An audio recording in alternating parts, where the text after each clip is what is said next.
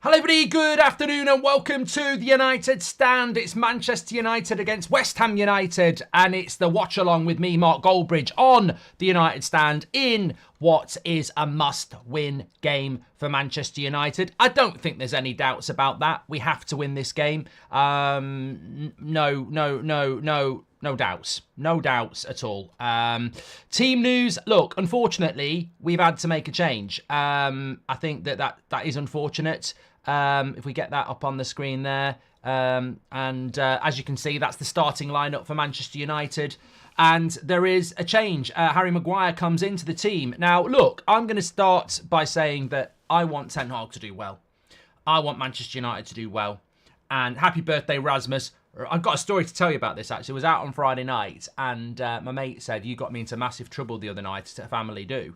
And I said, why? And he said, we were at a family do in a nice restaurant, and one of the kids was sat there on his playing on his iPad or phone like kids do in a restaurant, and one of the grandparents said, have you got nothing to say? And he just stood up and went, Rasmus, Rasmus, Rasmus, in this quite busy but posh hotel. So it's spreading, which is great. But yeah, happy birthday to Rasmus, and hopefully he will get a goal on his birthday because we do need a Manchester United win today. That's the lineup. As I was just saying there, the team is out, that's official.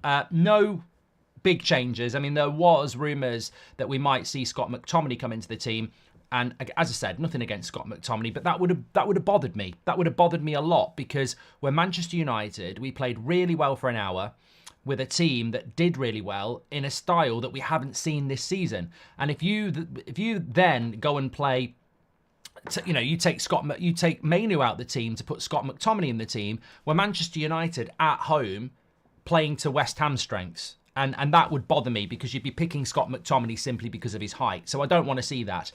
Why is Harry Maguire playing? Well, look, until Ten Hag tells us, it's pure speculation. My theory is that Varane can't play 2 games in 3 days. I know he's on the bench, but he would be on the bench because he's not actually injured. I think this is about playtime. I don't think he can manage 290 minutes in 3 days. I think they could have played him, but they don't want to risk him. So I don't think he's injured. I just think it's about game management. When I heard this morning that Harry Maguire was starting, I was like, well, and I did hear it this morning. I just don't put those things out there like some people do because, we try not to put anything out until it's 15 minutes before, which is something we've sort of agreed in the past with the club. But I knew 3 hours ago that Maguire was starting, and I was like, is that because Martinez isn't fit? So I'm glad that Martinez is playing because, to be honest with you, I think Martinez and Maguire is better than Maguire and Varane as a pair. But obviously Varane and Martinez is the ideal. It should, Harry Maguire playing instead of Varane shouldn't be a reason not to win. Maguire played well before Christmas, so I think we'll be fine. But it is slightly irritating that we can't put out the same team again. And this has been the problem all season, isn't it? We're unable to put the same team out twice. But, you've got to... I presume it's not done tactically. Because if it's done tactically, I completely disagree with it. I mean, Varane's good in the air. Varane's a better centre-back than Harry. So if he's done it because he thinks Maguire and Martinez are his starting lineup, then that worries me a lot. If it's done for game management reasons, then I'm absolutely fine with it. But give us your thoughts on that. Apart from that, it's the same team, and I'm very happy about that. I think the front 6 is all that matters, really. Mainu, Casemiro, Bruno, Garnacho, Rashford, and Rasmus. That's the main point for me, that we get those players out, and actually that we go and win the game. With Spurs dropping points yesterday, Villa back on form, I want to be looking up the league, not down it. And I don't want to get dragged into this Newcastle, Chelsea, Brighton story. I want to be thinking about whether we can actually close up at the top. Just looking at some of West Ham's players like Kudus. They've got some good players, West Ham. They have got some good players.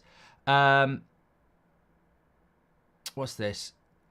Okay, let me just put this out and then I won't be thinking about the chat. I've just had a message, a super chat there, which I'm going to read.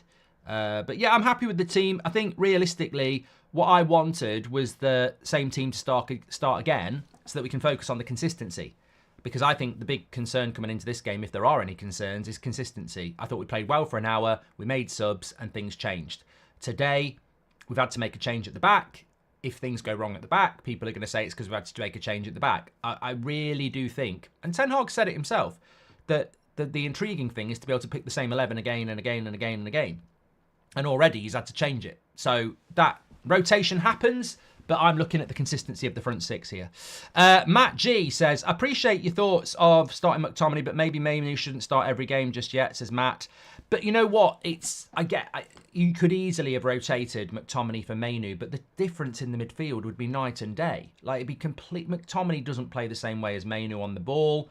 The close control, the drop of the shoulder, the little one-touch passing. It's a complete change in the midfield there. So I wouldn't have done it. The issue is imagine if we got the centre-back Ten Hag wanted. Suddenly our team has so much depth without impacting our high line. Says Club 1878. Yeah, and Tony Dev, welcome to the Members Club. And I suppose that's a great point from Club 1878 as well. How much does Maguire playing impact on how high the line is? We may still try and do it. I'm sure Maguire will be, wanting to show he can do it, but he doesn't have the recovery pace of Varane, does he? He doesn't, and that is something that I would look at. Looking at the West Ham team today and what issues that might cause us.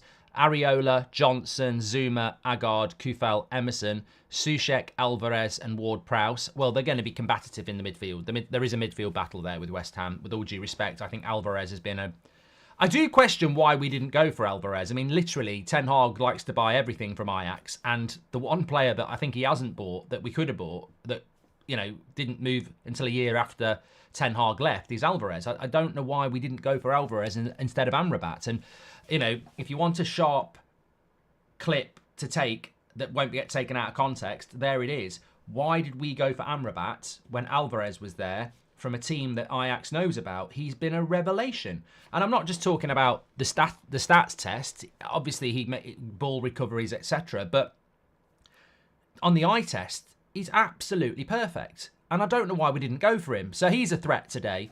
Ward-Prowse, as we know, has had a great season. They've got Calvin Phillips on the bench. They've got Soucek. So the midfield is going to be a battle against the West Ham side that we can't disrespect because they're actually above us in the league. So this is a game we have to win, but we can't just say West Ham are easy to beat. They're a good side. And then they've got Kudus and Bowen, who've got genuine pace on the break. And when you look at United's back four, I think Dalot and Shaw are going to be really important in this game, because if we get exposed on the break with Kudus or Bowen up against Maguire and Martinez isn't actually super fast. He's reasonable fast.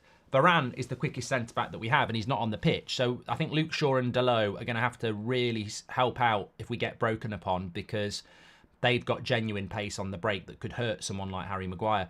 And I sort of disagree with the whole, you've got to play McTominay or you've got to play Maguire because West Ham are good in the air. Where are they good in the air? Ward-Prowse takes the free kicks. Bowen's small. Kudus is not particularly big. They've got Soucek, who's good in the air, and the centre-backs that they bring forward. But they're not. It's not the land of the giants. So I don't get that. Have you seen McTominay's YouTube interview, Mark? Says Rahil. Is it the High Performance podcast? I've seen clips of it, but to be honest with you, I just think it's ill-timed to go on a High Performance podcast when you're not high performing. But do what you want. Kieran says it's their defenders. Yes, and Olin says what is the kickoff? 22 minutes. We have a spirit in the team for once, but this is a very tough game. Says Elliot. I think we'll win, but we need to be careful. I feel like Garnacho will score today. Says Elliot. There's 3 stars in this team at the moment. Garnacho, Mainu and Rasmus. And I think Garnacho was very unlucky against Wolves. Mainu and Rasmus obviously played very well, but Garnacho was very unlucky. I agree with you. I think Garnacho could light up this game. And I think the interesting thing about Garnacho is, and it was nice that it got picked up yesterday, but we spoke about it on Thursday. A lot of people wanted to give Garnacho a low score on Thursday night, and I didn't. I said, I think I gave him a 6.5 or a 7. And I said, really, he was on the journey to having a really good performance. He just got a little bit unlucky with people not finishing his chances or his final ball just letting him down a little bit. He actually had a good game against Wolves, but people tried to say he didn't.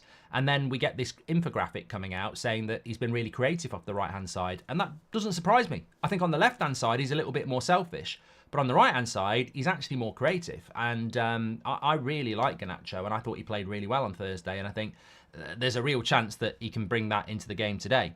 The keeper's going to cost us, says Marcus. Yeah, I've not spoken about Onana at all. I'll tell you what I have spoken about, though. If you watched That's Football yesterday, I was watching the Everton-Spurs game.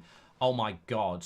The way they crowded the goalkeeper. And, of course, the way the PGMOL have changed the rules halfway through the season, there's, it's a flip of the coin in relation to what could happen when it comes to the goalkeeping situation. You can literally just whip across, up and barge into the goalkeeper. So it is a concern on corners. And I watched the game yesterday, and Spurs were the better footballing side, but it finishes 2-2 because Everton are in the game every time there's a corner. And that's what worries me a little bit about now, is that if I was Ten Hag, it'd be interesting to see how we approach corners. I think Harry Maguire or Varane would be Varane's not playing, but I think Maguire is going to be very important in this game, and Varane would have been important if he was starting, because they're going to, quite rightly, with Ward-Prowse, they're going to ping these good balls right on top of Onana, who doesn't like coming off his line. That could be our biggest problem. Do you feel we hit a turning point and will start to really give service to Rasmus? I mean, Dave, this is the $1 million question. Have we hit a turning point, and will we do it today? I hope so, but we've seen many false dawns with Manchester United, and one thing I can't do is sit here and say we're going to win 3 or 4-0. I think the first goal will be key. That's not always the case. It's not a Michael Owen statement that the first goal is the key. A lot of teams can go 1-0 down. Man City go 1-0 down, it's not game over. Man City will come back. Liverpool will come back. There's a lot of teams that can go 1-0 down and they'll be fine. But I think with United, we're still at the point where the first goal makes a big difference. If we score the first goal, I think we especially at home, there's a big chance we go and win it. If we concede the first goal, the heads can drop. So I think I'd say again, like I did against Wolves, and I've said it a few times this season, the first goal is going to be key. And if we can get that first goal in the first 20 minutes, like we did against Wolves, I think it sets you up really, really well. But then the problem is, and we saw it on Thursday, is that even if you're in a position where you're 2-0 up, when Ten Hag has to make subs, which he will have to do, will we see that drop off again? We'll have to wait and see. Josh says Varane has been rested for fitness. I don't know whether that's actually come out. I know Ten Hag is talking to the press at the moment, so we will certainly bring that to you. But as I said, logically for me, I'm not too concerned about Maguire coming in. It's just unfortunate that Varane can't play 2 games in a row. But I'll hold judgment on that because I'm sure Ten Hag is going to say something about it. West Ham can pose a real problem today. I've seen a lot of people write them off, says Ryan. I thought Bournemouth did very well against them on Thursday, though. So if we can dominate the ball. Thank you very much to Elliot. This keeper's going to cost us. Thank you very much. Thanks for the super chats that are coming in. You can do that through the $sign. And welcome to the new members. Bottom right, click the join button to do that. Yeah, so apparently he's been rested at 10. Varane says, yeah, okay, so Varane has been rested. I've got no problem with that. I've got no problem without that. The positivity continues. I'd have been concerned if he'd been dropped, but he's had to, look, I'll say this right now. I'm a massive fan of Varane, but I think he's got to go in the summer because it's logical. He's got to go in the summer because he is our best centre-back, I think. Certainly, there's a debate there about Martinez or Varane, but I think Varane, on his day, is the best centre-back. He's been one of the best centre-backs in the world. But if you can't play twice a week, there's no point. So we need to move him on, because if we were to lose today because, I don't know, we're 2-0 up, West Ham get a dodgy penalty, then they equalise, and then the last minute, Kudos is a one-on-one with Maguire, skips past him, does him for pace and scores. We're all going to say if Varane was playing, that wouldn't have happened. Why isn't Varane playing? Because it's a fitness issue. So you've got to go as a football club.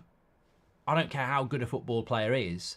If they can't play the games I need them to play, I need to get somebody in who can. And I think the writing's got to be on the wall with Varane now, because you've had to change a winning team. And that defence is different with Lindelof or Maguire or Evans in it. I watched that defence on Thursday and I felt it gave us the platform to have the performance. You know, Varane and Martinez are fist pumping and chest pumping, and so's Dalot. I don't think Maguire or Lindelof or Evans fit into that back four mentality the same way. So it could be a weakness that is only occurring because Varane's not fit enough to play. So that has to be resolved in the summer. But I'm sure we'll be fine with Harry. I'm sure we'll be fine with Harry. He was playing well before Christmas. It's just a different type of centre-back with his own strengths and his own weaknesses. But I'm sure he'll be fine. You know, it is what it is. Zubin, thank you very much for your super chat. Sia says, we're in London, aren't we? We're not in London at the moment. I'll be in London later because I'm doing Liverpool trip to Arsenal at 4:30. But United first. I don't want to be watching. I want to sit back and watch Arsenal against Liverpool with a clean conscience of my team's won. I'm just going to enjoy this. If we lose this, or I think we've got to win this. I mean, look at that league table. Look at that league table. What are your thoughts on that? Manchester United in 8th place at the moment, but a win takes us to 38 points and gives us breathing space. Breathing space. 38 points would be 2 clear of West Ham, 3 clear of Brighton, 5 clear of Newcastle, and 7 clear of Chelsea. So suddenly, you're not in that melee in the bottom half of the top half. You're in that sort of middle zone where you're ahead of the chasing pack and you're number 1 behind Villa and Spurs. And we'd only be 6 points behind Spurs with what? How many games to go? There's still a lot of games to go. I still think Villa and Spurs have got a great chance, but winning today could give us a real big opportunity. Right, I'm going to go through some of Erik ten Hag's comments here because he's put a few out. He's had his say and basically said this. On Varane out and Maguire in, first of all, Harry was doing very well but picked up an injury. Raphael is doing very well, but a 3rd game in, we didn't want to change too much. It's up to Harry to show his contribution, but we're confident that he will. That's not about it.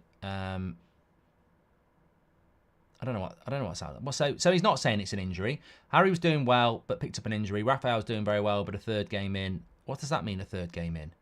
We didn't want to change too much. So he's not injured then. Has anyone got an actual quote where he says he's injured? Rashford, it was a team on the pitch against Wolves from the first whistle to the last. He was part of it and contributed well. Thursday's victory is nothing without a victory today. That's absolutely spot on. On injuries coming back, he says, I don't want to celebrate too quickly because there are always returning players who need to get back into rhythm. When that happens, we can reach a really high level. Important match due to ranking. The answer is in your question. Every match from now on is a final. Yeah, I can't see anything where he said that Maguire about fitness. Maybe that's a bit of a myth then. Let's have a quick look. See if I can find it anywhere else. Yeah, I don't think there is. I don't actually. Now I feel I've been tricked by the chat. I don't think there is. Somebody said about Fabrizio Romano. Let me have a look at that. I want to come back on the Rashford thing. That's from ages ago. Let's see if Fabrizio's got it. Fabrizio sort of turned into a matchday reporter as well as a transfer expert, hasn't he?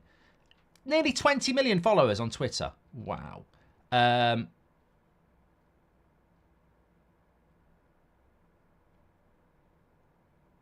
that sounds to me like he's dropped him then.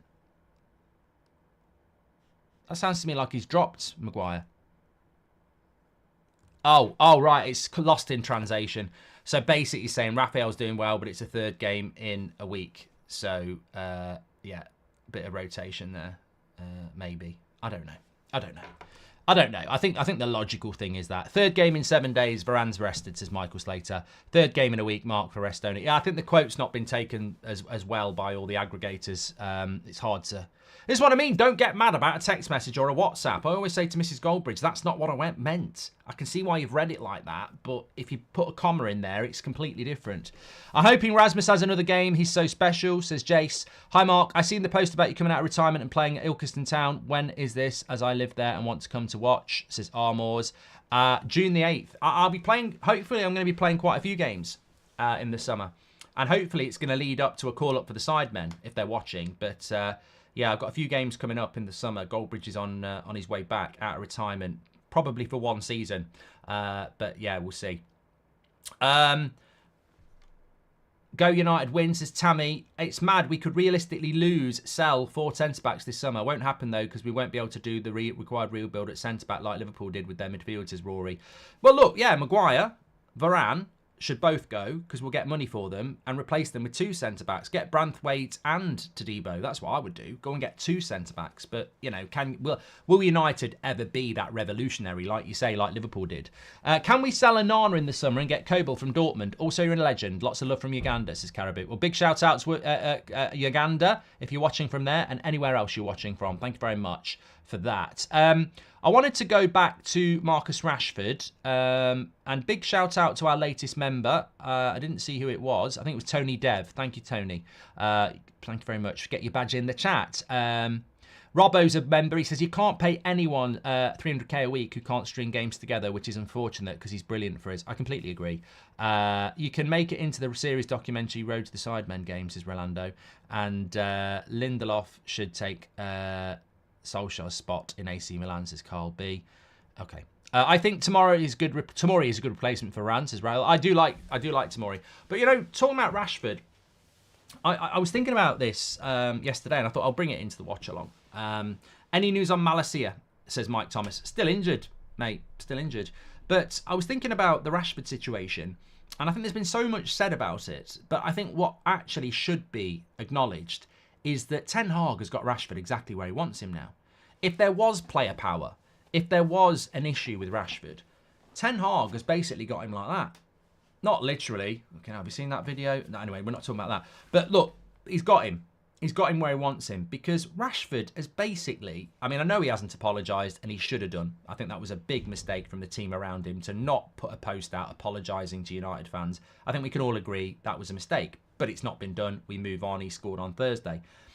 But he has had to apologise to Ten Hag. And I think Ten Hag, people talk about that incident in Belfast like it was damaging to the club, and it was, and like it was damaging to Ten Hag, and it was. But the way that it's been dealt with now, I think Ten Hag and Man United have got Rashford exactly where they want him. Maybe he did have a little bit too much power, but not anymore. He's on his last chance. You know, Ten Hag has basically got him, and he can drop him. He can, you know, put him in the team. It's when you've got somebody in life on their last chance, that person who's on their last chance knows they're on their last chance. And if they slip up again, they know they're fucked.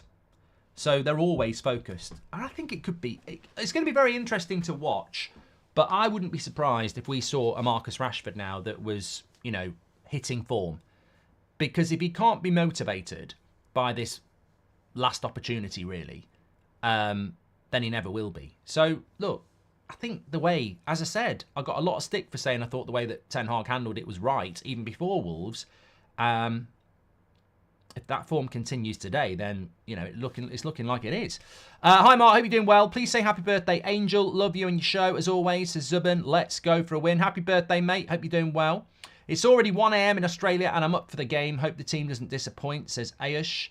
Thank you very much for that, Ayush. And everybody watching around the world, hopefully we're moving into a time where Manchester United are going to be entertaining. Look, I'll say this as well. I think that we all might know a United fan like this, but I think we all know there's certain outlets out there, there's certain journalists out there, there may be even certain fans out there that have sort of, over the last few weeks, put themselves in a position where if they get behind United now, they're going to look a little bit muggy because they've made their choice. They've made their choice.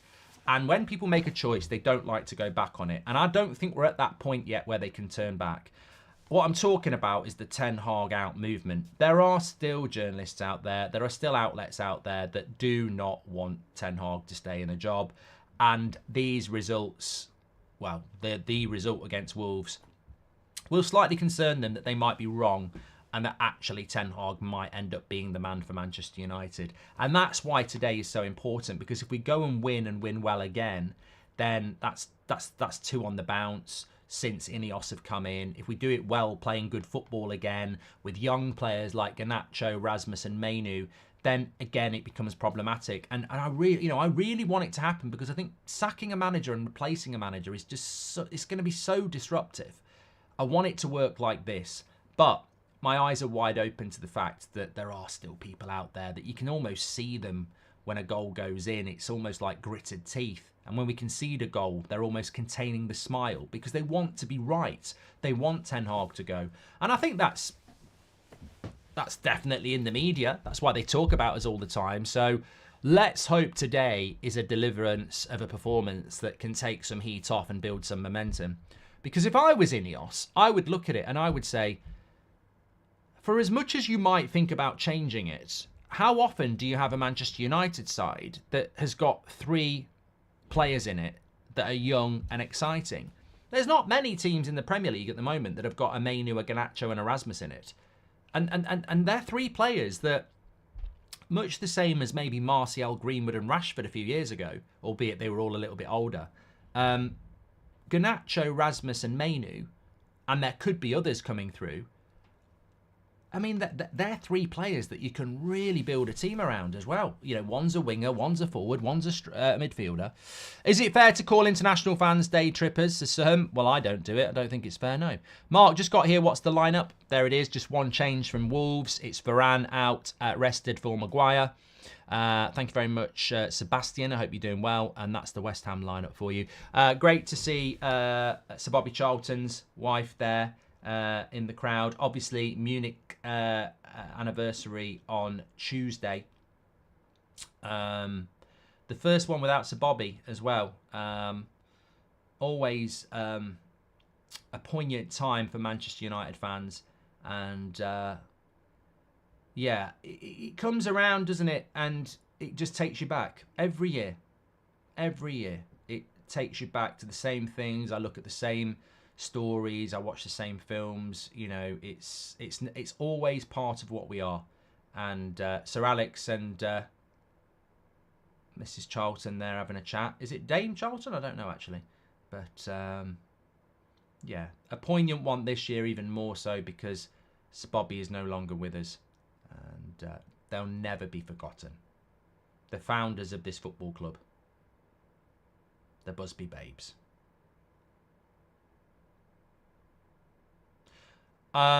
Players are in the tunnel. I've sort of been avoiding talking about Onana. Should we do a bit of a prediction poll, says Robbo. I don't normally bother with a prediction poll on a Man United game on the United stand because we've done this when we were shit and still you'll get 80% saying United win. So I'll do it, but it is a bit of a waste of time because I think that, you know, we are... hopefully most of us behind the team. Lee Berman says, with Rashford's current issues, maybe the limelight shifting to Rasmus and Mainu will be a good thing for him in the long run. Bit of pressure. Oh, mate, don't say that. You'll get clipped up. I mean, I said this at half-time in the Wolves game, and I got clipped up as a Rashford hater because on Twitter, people think I'm a Rashford hater, and on YouTube, people think I'm on his payroll. I mean, my admin was saying this the other day. He says, how is it, Mark, that you are the...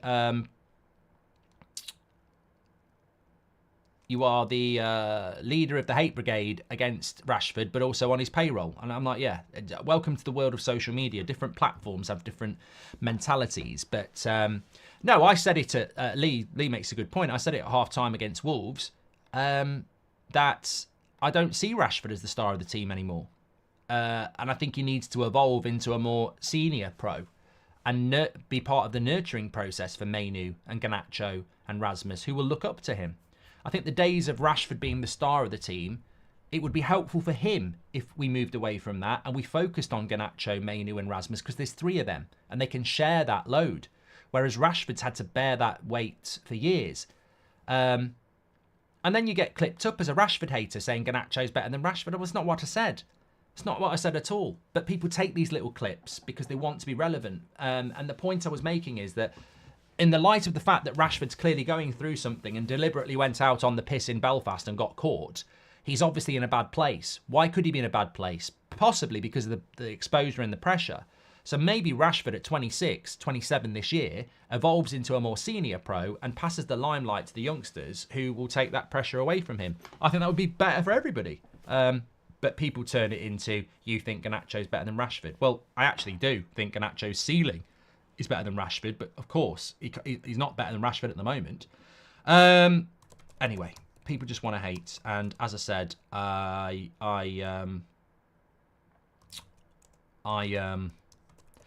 I've stayed firmly behind Ten Hag throughout this. I'm a Ten Hag inner. I might have been in the minority a few weeks ago. Might be moving back to the majority at the moment. But the reason I'm Ten Hag in is I don't believe in sacking the manager, and I believe that we've got some young players here.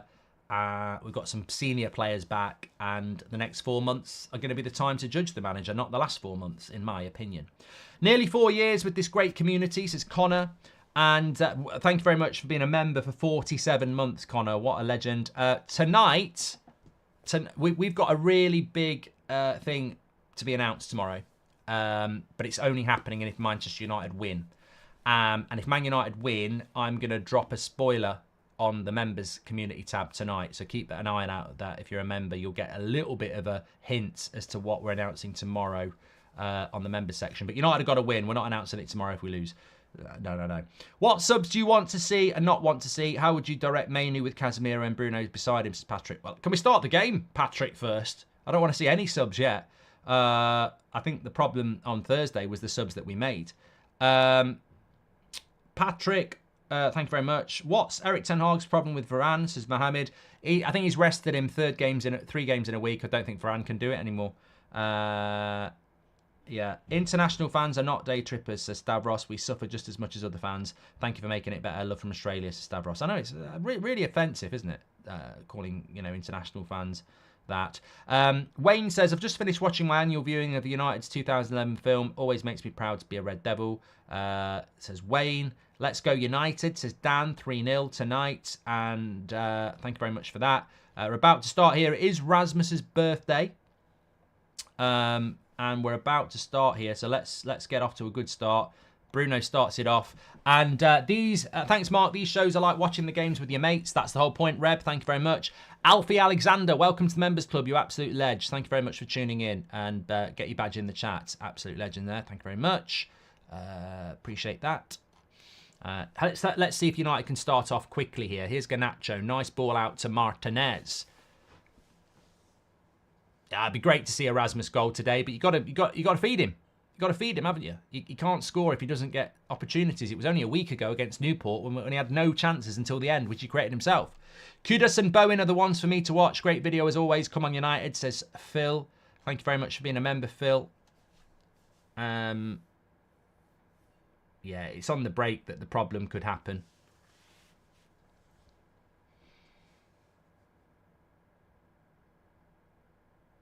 I want to see some discipline from Bruno. I want to see some shape. I'm worried for Onana today. West Ham will target him, says Akash. Look, remember this. Remember this. Remember this. If they get corners, watch what they do. I blame the PGMOL as well. I watched Everton Spurs yesterday. 5 minutes before, Harrison on Vicario barges into him. Michael Oliver gives a free kick. 5 minutes later, Harrison barges into Vicario. They score. Doesn't give a free kick. So the confusion around what you can and can't do on corners at the moment is a problem, especially if you've got a goalkeeper that's not very good in the air. It would have been a problem last year with De Gea if the same thing was happening. Captain Monopoly says this has got a draw written all over it.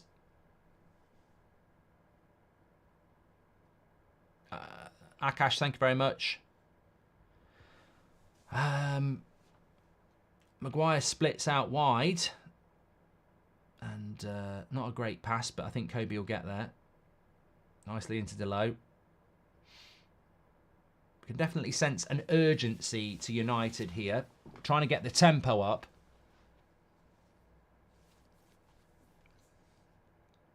Good to see Martinez playing. I think there was a little bit of concern about him icing his foot when he came off, but it's nothing to be worried about. We obviously revealed that on Friday morning. It's just precautionary with him to help him on the recovery process. Nice ball by Maguire out to Rashford here. And I think he's overhit that pass, but Bruno's got it. Very windy out there. Look at the flag. Look at that flag in the corner. It was halfway down. Look at it again. Top corner, but look at the flag. Really windy today in Old Trafford. And another free kick. Mark, why do you think Varane was dropped? Do you think it's tactical, says Darry? No, he's not been dropped. He's been rested. Ten Hag has basically said that it would have been 3 games in a week for Varane. So they've got to be careful with him, which is, you know, it's a shame, really. But hopefully it'll be okay. Hopefully it'll be okay. The main thing is to win today. I mean, I'd love to see United win 3 or 4-0. But offer it me now, and I'll take 1-0 with an own goal and play badly. We've got to win. Got to win.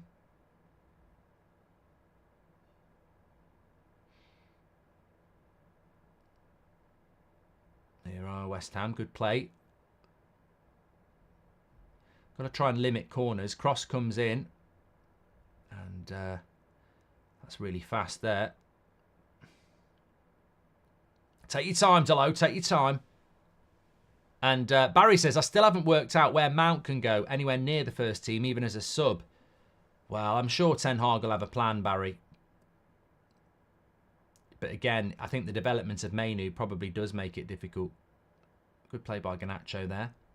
Use the keeper. That's what he's there for. And to Martinez. Dean789 says we've got to win. Hope you're doing well, Dean. Stephen says, if we win, the charge for top 4 is possible. Well, look at the league table. You put 3 points onto United, we go to 38 points. 6 points off Spurs. Still a lot of football to play. I think it makes Villa next week massive. But what's the thing United have always struggled with? Consistency. And our record at home this season's not great.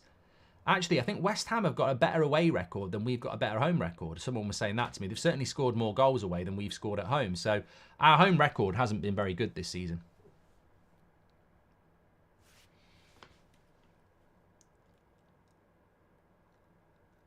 And tempo's been a little bit slow here. Nice to see Delo inverting. I always think in the first 5 minutes at Old Trafford, it's if it can create a chance, it can set a tempo. And all right, we've had 5 minutes without that, but go on. Nah, can't get there. Cross came in from Shaw, way too much height on it. Joel Linton says, if you win, you have to tweet Ten Hag in. I'd tweet that anyway. Come on, you Irons. West Ham are better, says I Talk in Gaming. I Talk Gaming. I think you talk shit as well. Afternoon, Mark. Who do you think has a higher ceiling, Rasmus or Mainu?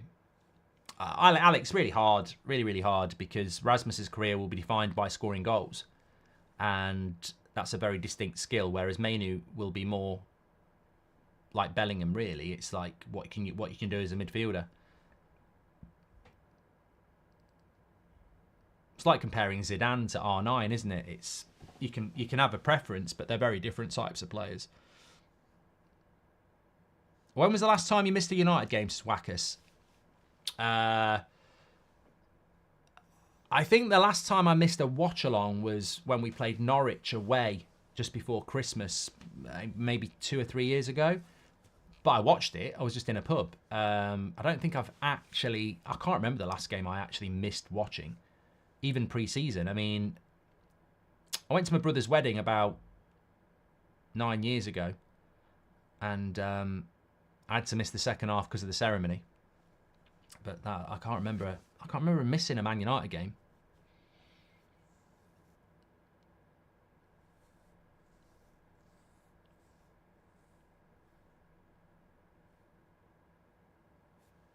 Bit of a slow start from United. Not a bad start, but just a bit of a slow tempo start here.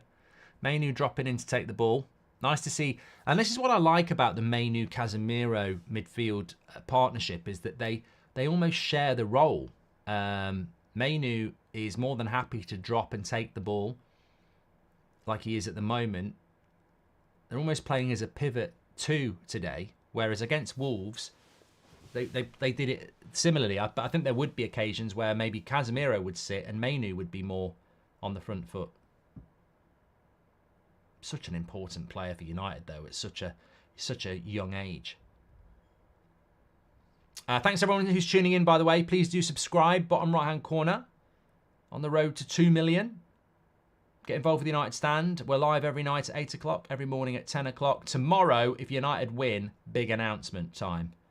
I'll be posting a little bit of a spoiler teaser on the United Stand members community tab this evening. But we've got to win. Bad result. We won't do it. We won't. I won't be announcing it. What could it be? Good to hear. I am good, thanks. Says Junior Films. What are your thoughts on the start so far? I think United are trying to probe, but West Ham's marking, I wouldn't say pressing, but West Ham's structure is making it very difficult for United to get in. But here's Garnacho on the right-hand side.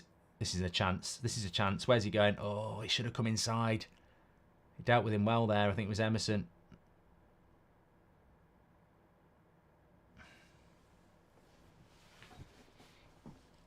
Best sort of opportunity of the first 10 minutes there, Garnacho. Just made the wrong choice. Tried to go outside. Defender read it. And good tracking back by Rashford there.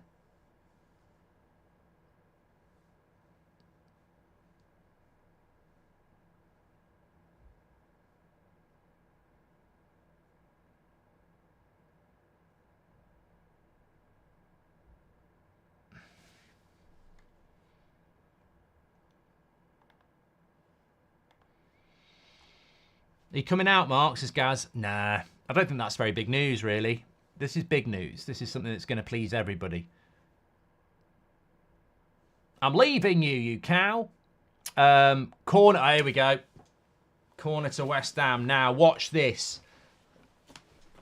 If it's Ward-Prowse, it'll curl out, though. So from this side, we might be all right. If Ward-Prowse takes it from this side, he can't curl it in on the goalkeeper as a right footer.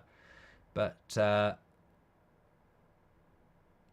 here's the first corner of the game. Watch out. What's the positioning? Camera guy, do your job. Get it on the fucking box. Oh, Ward-Prowse does take it. So, look at that. Alvarez is stood on an Arna. I don't know why goalkeepers... Why are defenders not putting a man there to detach this? All right, they've left an Arna free. And he's made a save there. Good save by an Arna, that. But again, corners, United are terrible at them. Watch this. Deflected, and he's just reacted quite well.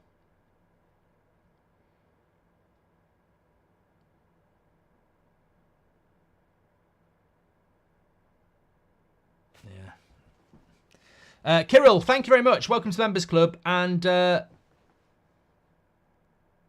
don't know, have we had a free kick here or something? Oh, play on. Don't know what happened there. Do you think we should try and let Anthony grow as a player, or do you think he's too selfish? Hearing mixed things from different United fans about him, says Dan V. I hadn't even thought about Anthony, actually, so far.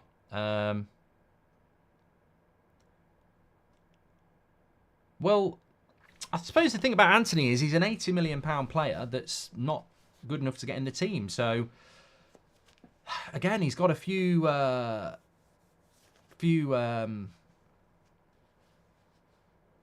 months to try and sort that out, but I like Garnacho.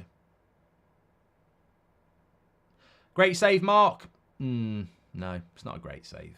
You'd expect him to save it. It's next to him. If that goes in, trust me, you're going to be blaming him. So it's a save he should make. But in fairness, he doesn't always make them, so give him some credit. It's a very 50-50 start.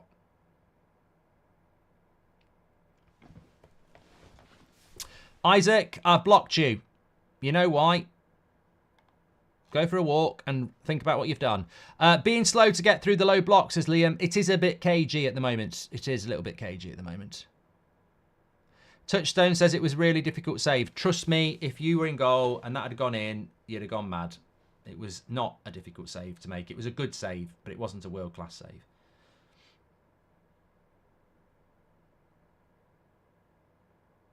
save. Thanks for subscribing, Trevor.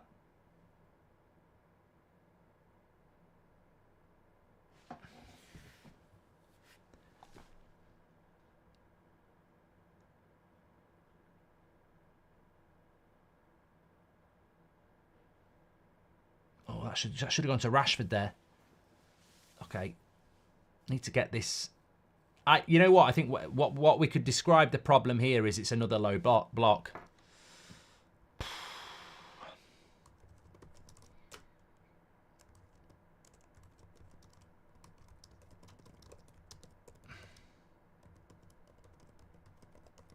Here's Rasmus. Out to Garnacho. Ooh.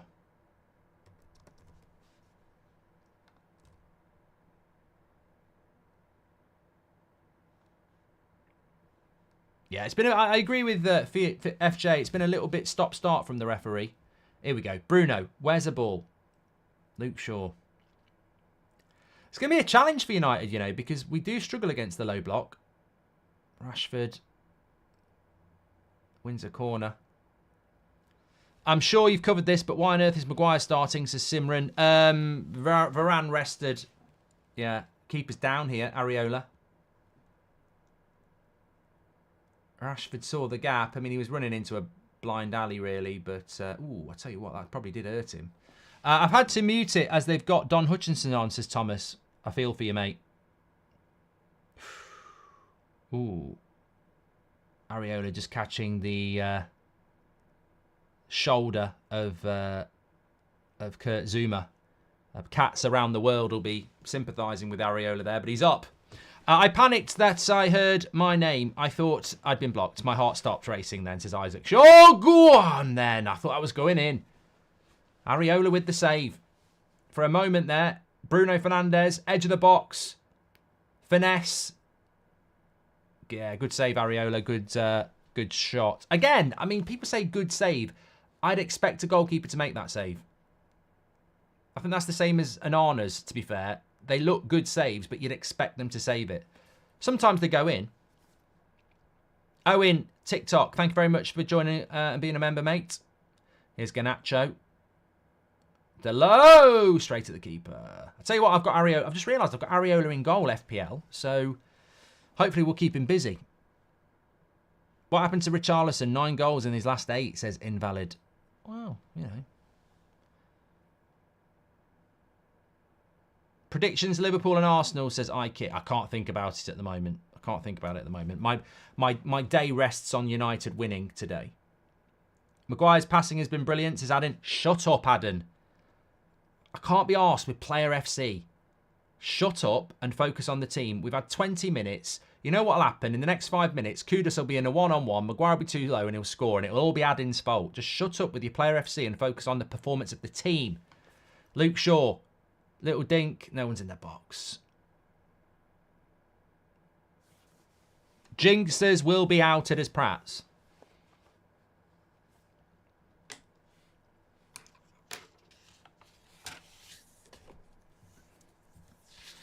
I watched... oh, no, we're not talking about films already. That really would be a bad idea.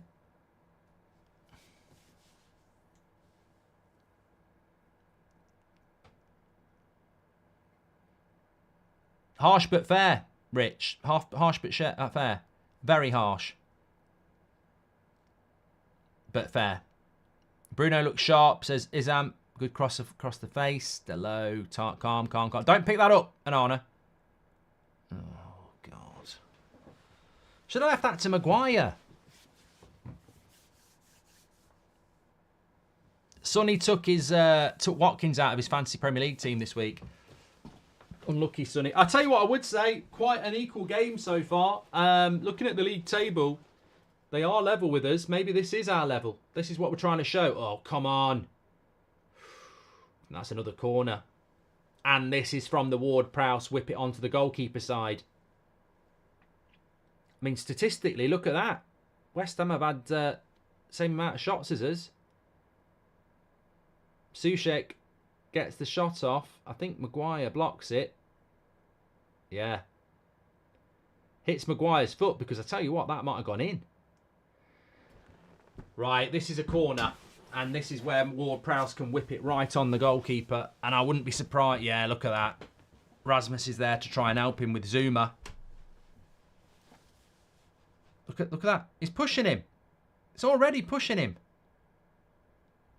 Edge of the box. We've got rid of it. Good. Oh, fuck off, ref. Having a bloody laugh. This ref's crap. Who is it? Madley.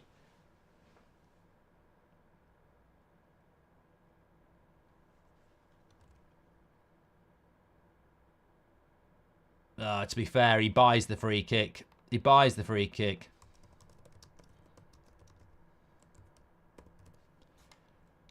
Right on the edge of the box. Ward-Prowse as well. Players going down before the contact's even there. Anthony and Mount together cost 140 million and both of them look like they have no place on the team, says Goldstar.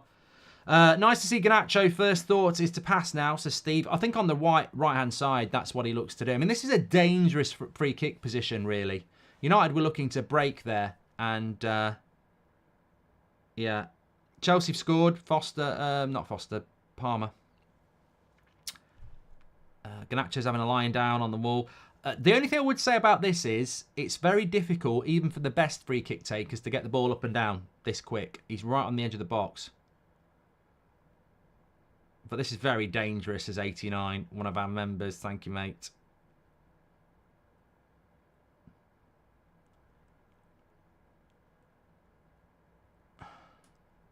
It just doesn't... You know, an Arnold just doesn't fill me with any confidence at all. Come on, mate. Come on.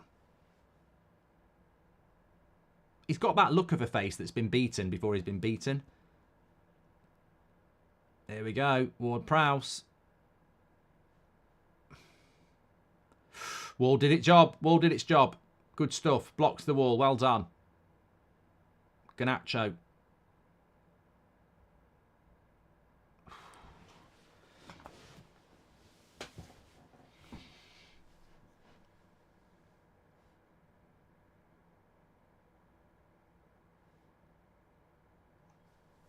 Anthony's Heath, and one of our members says we're a mid-table team now, unfortunately.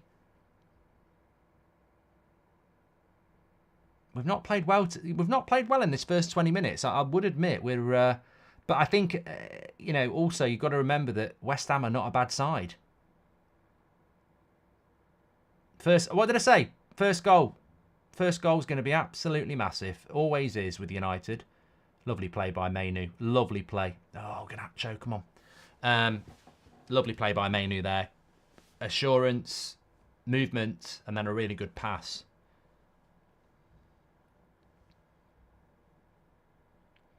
What are my thoughts on the first 20 minutes? West Ham are a decent side. That's why they're 6th. I think people are thinking West Ham are like they were last season. They're a good team. They're a good team, West Ham. And United are still very much a work in progress. You know, we played well against Wolves for 60 minutes, but we've struggled at Old Trafford this season, and we always struggle against the low block. It's a different type of team today. Wolves play differently to West Ham. Go on, Luke. There's Alvarez, look. Good player. Good player.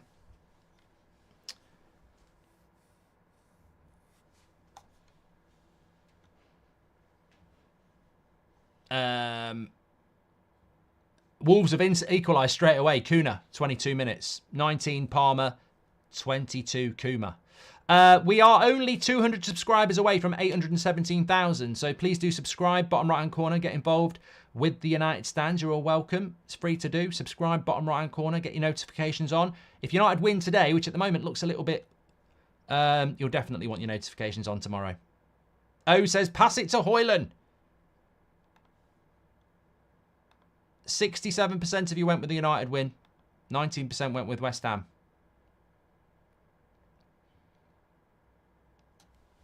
Jason doesn't rate Alvarez for West Ham. I do. I don't know whether he's good enough to play for a United or a Spurs or something, but he's been a really good signing for West Ham. Casido made a huge mistake, apparently. Who's in the German Masters final, Cassie? I've not took any notice. That's a good ball by Bruno into Rashford. Now that's a good ball into Rasmus, but it's a little bit easy for Zuma to slide in.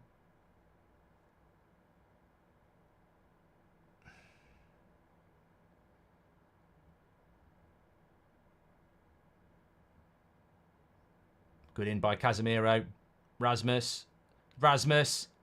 Oh, what a goal on your birthday! What a goal on your birthday! Rasmus!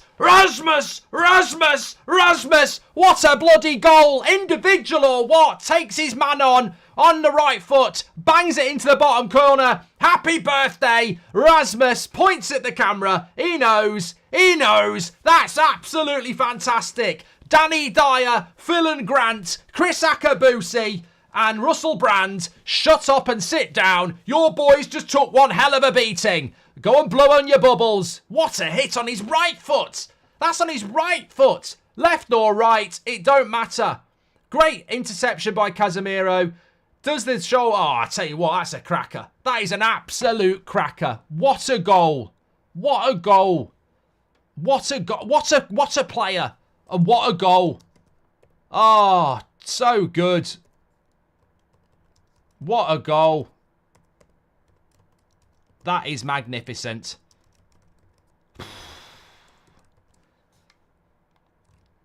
Doesn't even really get fed. Does it on his own again. Drops the shoulder. Onto the right foot. Bang.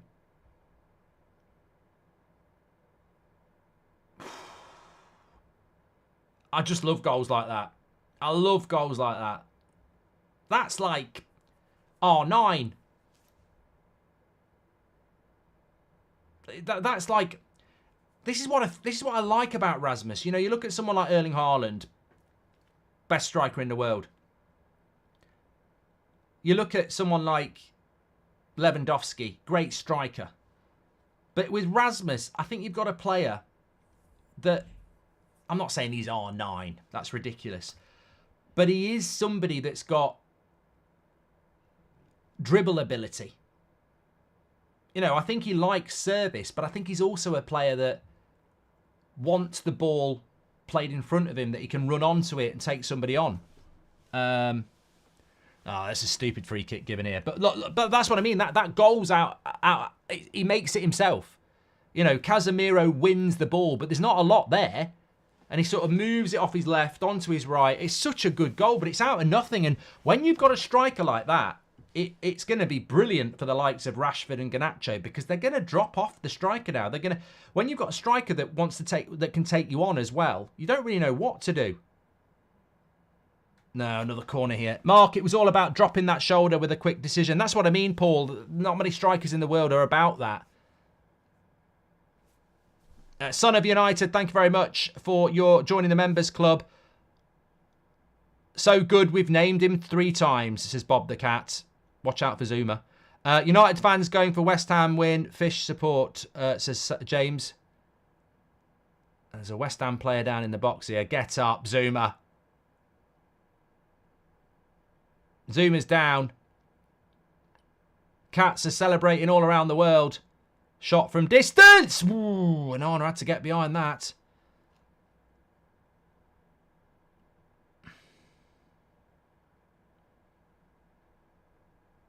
Thomas says, there goes your FPL, but I'm loving it. Oh, I don't care, mate. I've got Rasmus on my Goldbridge on the podcast, so, you know, it's all right.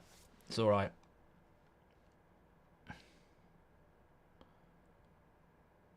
Oh, he's trying to say he gets a knock in the face from Rasmus. Oh, come on. It's completely accidental. Do defenders fear Garnacho or Rashford more, says Ben Chappell. And Bear says, you're looking rather ravishing today. I don't want to be told I look ravishing by a bear. Thanks everyone who's tuning in. Make sure you subscribe. Bottom right-hand corner. We've seen a cracking goal from Rasmus on his birthday. Absolutely incredible.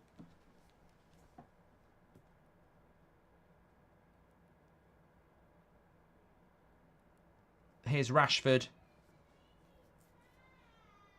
Oh no, Seb's upset.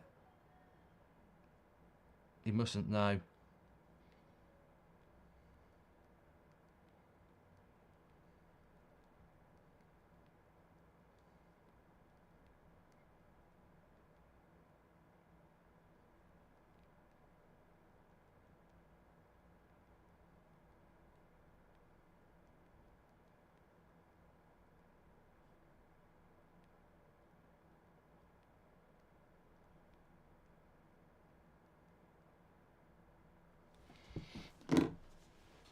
Rasmus is in my FPL this week. I knew it, says SK. I nearly put him in. I nearly put him in my FPL. I think I might do. Mark, I just lost my dog Ray to brain tumours. I went in that like it was going to be football related. Sorry. Mark, I just lost my dog Ray to brain tumours. She was a loyal, always sat by my side for matches. Thank you for being a distraction in these trying times. Could you please give Ray a shout out? Shout out for Ray, Ryan, Gaddis, and thank you very much for your super chat. It's always difficult when you lose a pet. And if you know, you know. So thoughts with you, mate. Thomas Hopley says, Rasmus is a cat lover. Get up, Zuma, you cretin. And Sebastian says, it's really nice to see Mainu and Garnacho be the first people to celebrate with him. We need to help them reach their full potential. And Nitin says, I believe referees are told to make decisions to make games more competitive and interesting to watch, and hence their decision making is all over the place, says Nitin. Thank you very much, mate. Liberto says, my wife says you're annoying, but I disagree. Kick her out, mate.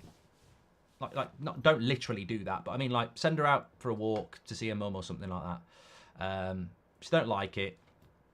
It's like people who watch Mrs. Brown's Boys. They're a different breed. In no way am I saying your wife's a dog. I'm just saying like that people are different. Let's just move on. 1-0 to United here. Scoring first is key. And I'm not taking anything away from West Ham because I think it's been a very equal game. But in an equal game, it sometimes takes moments of brilliance. And that's what's happened here. It's been a very equal game. Look at the stats. They've had 8 shots to our 3. 3 corners to our 2. But 1 shot on target. It has been an equal game. There's no doubt about that. But it's that moment of quality out of nothing, really. It was out of nothing. It wasn't like the goals, the first 2 goals against Wolves. But the first goal's really important. Here's Luke Shaw. He was going to cross it, but it just was... here's Bruno. Edge of the box. Bad pass, but Casemiro into Rasmus. Ooh. Delo. Garnacho, no. Really important just to maintain a level of calmness here. That first goal has really given us some momentum. Oh, welcome to the Members Club. James says he lost a cat to Kurt Zuma. Can I shout out for Molly the cat, says James. I don't know that's true. So good to have the butcher back, says the big P.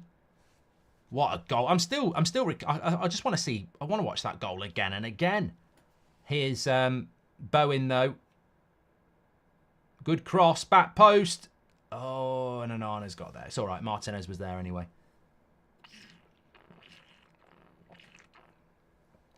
It's the old problem on the back post with the right back, isn't it? Happens a lot.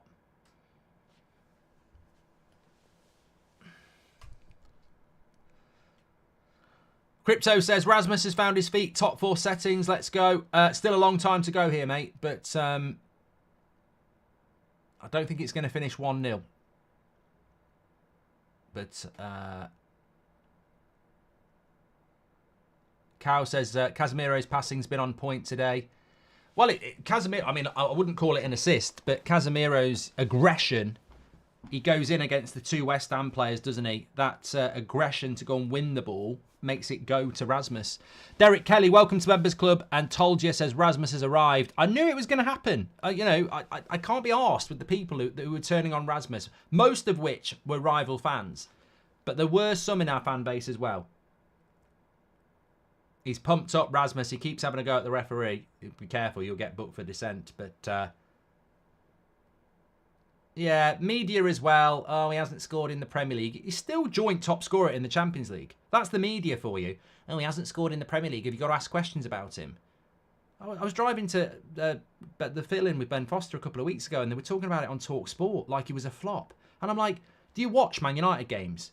He's top scorer in the Champions League, and he hasn't scored in the Premier League because he gets no service. Like, only an idiot would write Rasmus off. I mean, even in this game, he's not had any service. He's picked up a 50-50 challenge, dropped his shoulder, and banged it in. He's creating his own goals. When you put him in an Arsenal team, you put him in a Liverpool team, you put him in a City team, he'd score loads of goals. Just got a feeling this is Champions League Inter Onana, says Ron. I hope so. I hope so. Derek Kelly, welcome to the Members Club if I didn't shout you out. Thanks for all the super chats that are coming in. You can do that through the $sign. Give us your thoughts on the game so far. I think it's a moment of brilliance separating 2 pretty equal teams. Here's Garnacho down the right-hand side. I actually think he tried to cross that early and he was right because Rashford was unmarked.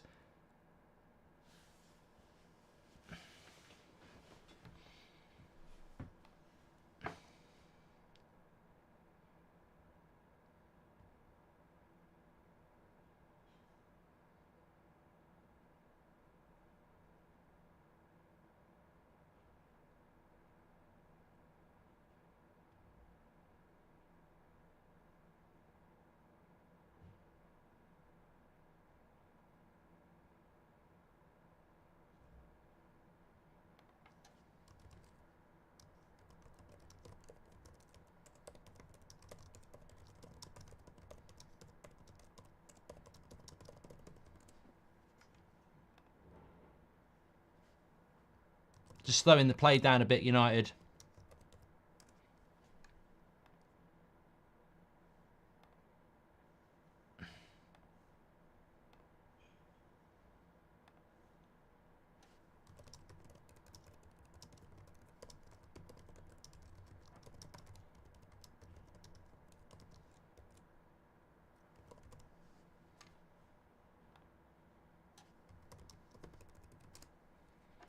West Ham on the attack.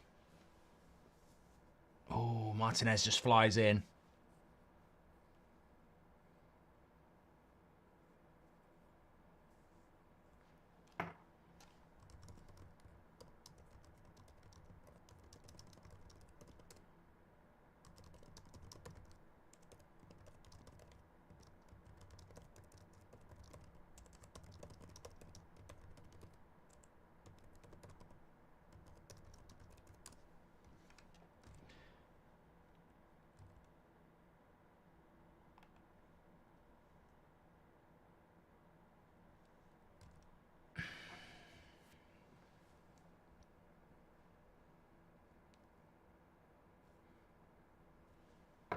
Cross comes in.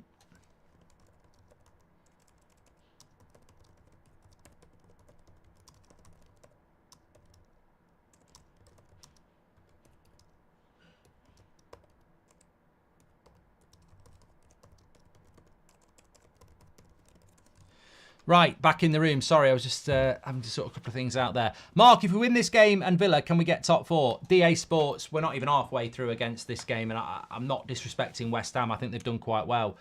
Part of me thinks this could be a 1-1 game, so we've still got a lot of work to do here. I like the positivity, but I still think there's a lot to do here. But yeah, if we were to win today, still a big if. If we were to win today, that Villa game becomes massive. If you win that, I think you're talking about top 4.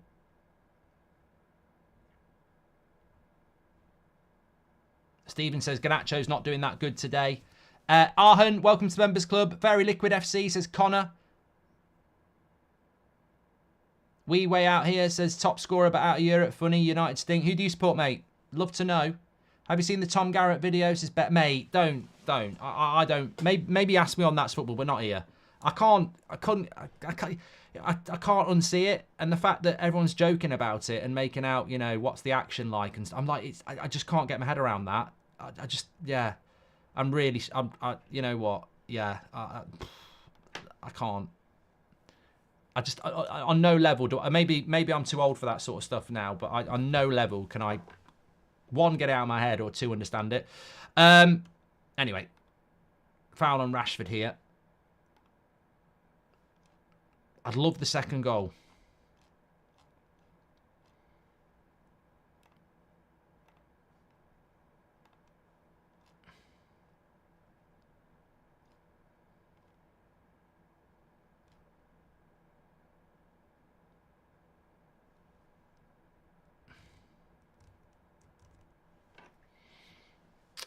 I'm not sure how long he can do it for United, but I love watching Martinez defend. He reminds me of Vidic. Good point, Shiam. And Vidic is always my favourite, you know. But yeah, good point. It's that just, he's a defender who wants to defend, isn't he? Martinez wasn't even looking when Maguire played that pass. He's got it, though. He's a centre-back that wanders in between the lines, basically. He'll step into the midfield, and it's hard to deal with. Which is why so many people say he could play as a CDM.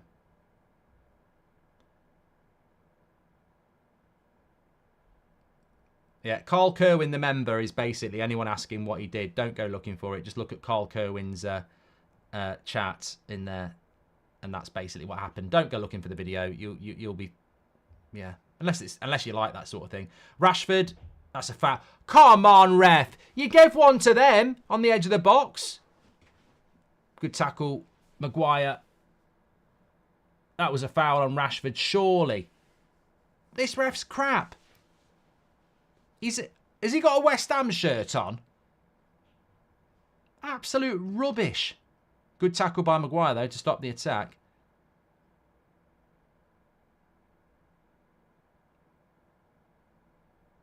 Love Maino, he's the player Pogba could have been, to Steve.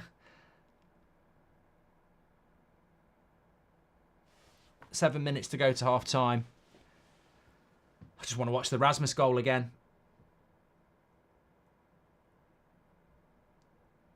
Trouble about United is we're conceding 1.7 goals per game. So you can't rely on a clean sheet.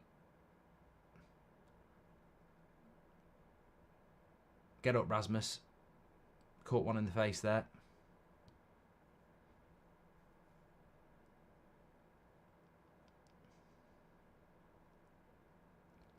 I've noticed Rasmus a lot more vocal today as well, which I think is a good thing.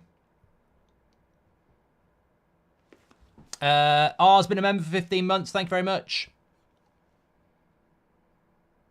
Another corner, though. Another corner. We've done all right so far. I don't know whether that's about ball delivery. Bournemouth are beating Forest 1-0, by the way. Kluivert scoring there. I think I've got Solanke in my... Have I got Solanke? I don't know whether I've got Solanke or not, actually. Yeah, maybe I do. Anyway, corner to West Ham. United leading 1-0. I mean, I'd love to win the game 1-0 because that goal's good enough to win any game, but there's a long way to go. Here's a corner. Nobody in on... Oh, again. We're so bad on corners, aren't we? It's not a joke. We're literally shit at corners. Every time the cross comes in, you're there going, ooh, that could be a goal. Very nearly was. I just want this game over. You know what? I would take this game now and say, end it. We've got a brilliant goal from Rasmus. We've got a clean sheet. I'd end it now. Very rarely say that, but I would. I'd take this result right now and move away. That's how important it is to win. Don't care about what might happen in the next hour. Take the win. Can't do that, of course, but yeah.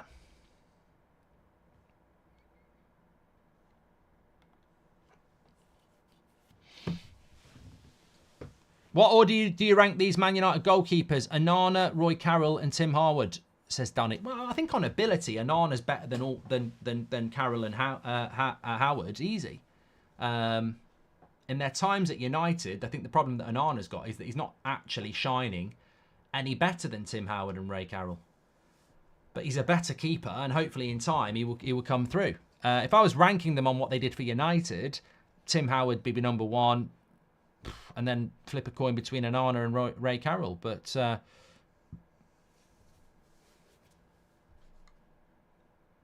John says, any comments on our games so far, Mark? Says Sir John. What games? Lee says, I've just realised that West Ham don't play with a number 9.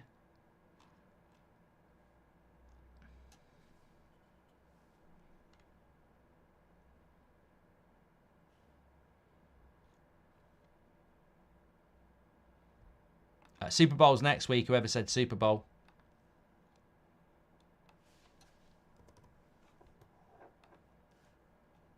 Roy Carroll, sorry. Thanks, Donny, though. Always interesting. A little bit of a quiz while the game's going on. 3 minutes to go to half time. Stretford End attack in the second half.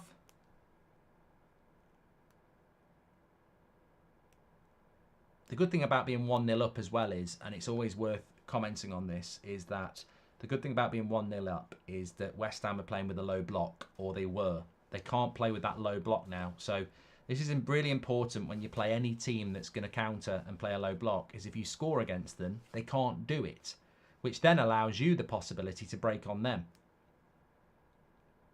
Whereas if they score first, they'll keep playing with the low block. Wolves are winning against Chelsea. What did Callum said? What did Kerwin say? Well, I can say it now. He tugged off his mate. That's what Kerwin said. So you'd have to piece the pieces together now. Come on, Hoyland hat-trick. We can do it. Clip me up, says Eugene. And Garnacho and Bruno are both having subpar games again. I'd sub them in the second half. But Eriksen and Ahmad. Mainu is so easy on the eye, says Sean. Sean would like to go on a date with Mainu then.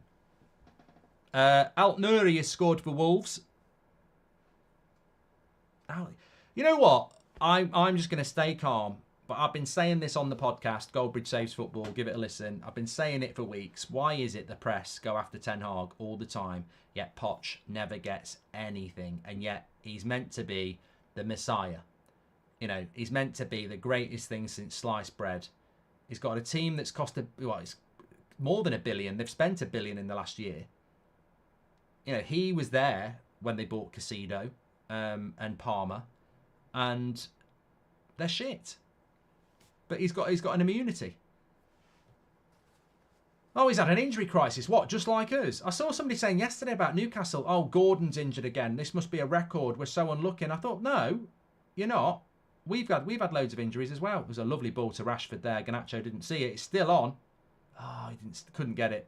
Rashford was in a great position. It's a shame. It'll come. It'll come. The break's on. Second goal and it's over. I did a video on Bruno last night about this offer that came in from Saudi Arabia in January, and it was very interesting to read the comments. What's your predictions for Liverpool-Arsenal, says Mocha. I think Liverpool will win, but I'm looking forward to it. SK says, I'm loving how Casemiro and Martinez are just calming the play, and our youth just buzzing Mainu, Rasmus, Nacho to get things going. And R says, watch the play about Southgate at National Theatre, Mark, called Dear England. I think you'd like it, says R. Hold on, Luke Shaw. Oh, I thought it was in. I saw the net rippling. It's gone. It wasn't Luke Shaw, it was Rasmus. Oh, God, I'd have been even more excited then. Rasmus with a little back heel, and then he's on his toes. Look at the pace. Watch the run from Rasmus here. Garnacho, little overlap. It's perfect. The angle's just a little bit off. I think it gets caught under his feet. SK says, yeah, I'm loving how Casemiro and Martinez are just calming things down. Well, SK, I mean, is this not what we're talking about when we talk about Pochettino? He gets all these excuses about time, stability, injuries. But Man United with Casemiro and Martinez have been out for 3 months. And it's no coincidence, isn't it? No coincidence at all. And Shaw as well.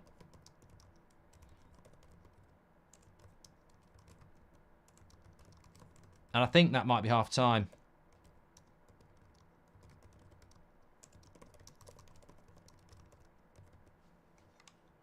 I think it is half time. Let's get the stats up. Let's get your thoughts in. What were your thoughts on that half? Well, my thoughts are very, very simple. Manchester United leading 1-0. It's all about scoring first. I don't care how we do it, but when you do it like that, with a goal of just pure individual striker brilliance, it's absolutely incredible to see. And yeah, big shout out goes to Casemiro. I can't wait to see the goal again because I think he shows real determination and grit to win it. But then it's all about individualism. But look, they've had 13 shots to 3. Only 2 on target, so you could say that a lot of their shots have been speculative. But they're in the game. 46% possession, 4 corners to 2. Their pass accuracy is the same as ours. We mustn't get carried away here. We are winning, and people are talking about top 4. But remember that West Ham are ahead of us going into this game. As it stands, we'd be ahead of them, but they're a good team, West Ham, and it's only 1-0. And that's why I think that in games like this, quality can be the difference, and it certainly is at half-time, but I'm not convinced that 1-0 is going to be enough to win this game of football. So I think we're going to have to do more in the second half, really. A lot of people shouting out Martinez. Yes. But Rasmus in double digits, says Nick. But yeah, there's a lot of football still to be played here. I'm not going to write West Ham off at all. And United need to get that second goal. But with West Ham basically came here with a low block, looking to be expansive when they got the ball. And United was struggling a little bit. We get that goal, and suddenly West Ham have got to go on the front foot. So we've got to make sure there has been opportunities with Bruno and Rashford and Garnacho where they could have played a better pass and we might be on the break. You know, I've seen Rashford in good space, Garnacho in good space, and we've just not quite got the pass right. Some people getting on Bruno's back a little bit. If I was Ten Hag at half-time, I'd say, look, these opportunities are there. Let's take care with the ball a little bit more, because if they get a goal back, it's, you know, heads could drop again. We've also got to make subs again. We need to try and get that second goal, and we will get that second goal if we are more careful with the ball. There are opportunities and there are space. Take your time a little bit. You know, play the extra pass if you need to, but there are going to be gaps at the back because they're going to have to come forward, otherwise they're going to lose. The ref is acting a bit sus, says Marchie. I like Bruno, but why is he never subbed off, says Christopher. Is it because he's captain? Could be. To the tune of Karma Chameleon, Rasmus Højlund. He scores the goals. Yeah. I prefer Rasmus. But good try, Bucket Man. Maybe it'll take off. Gustavo, thank you very much for your super chat. Look how much better Maguire's been lately now that he's out of the spotlight. A testament to your Rashi theory. Totally agree, says Noah. Yeah, I think it's a big thing.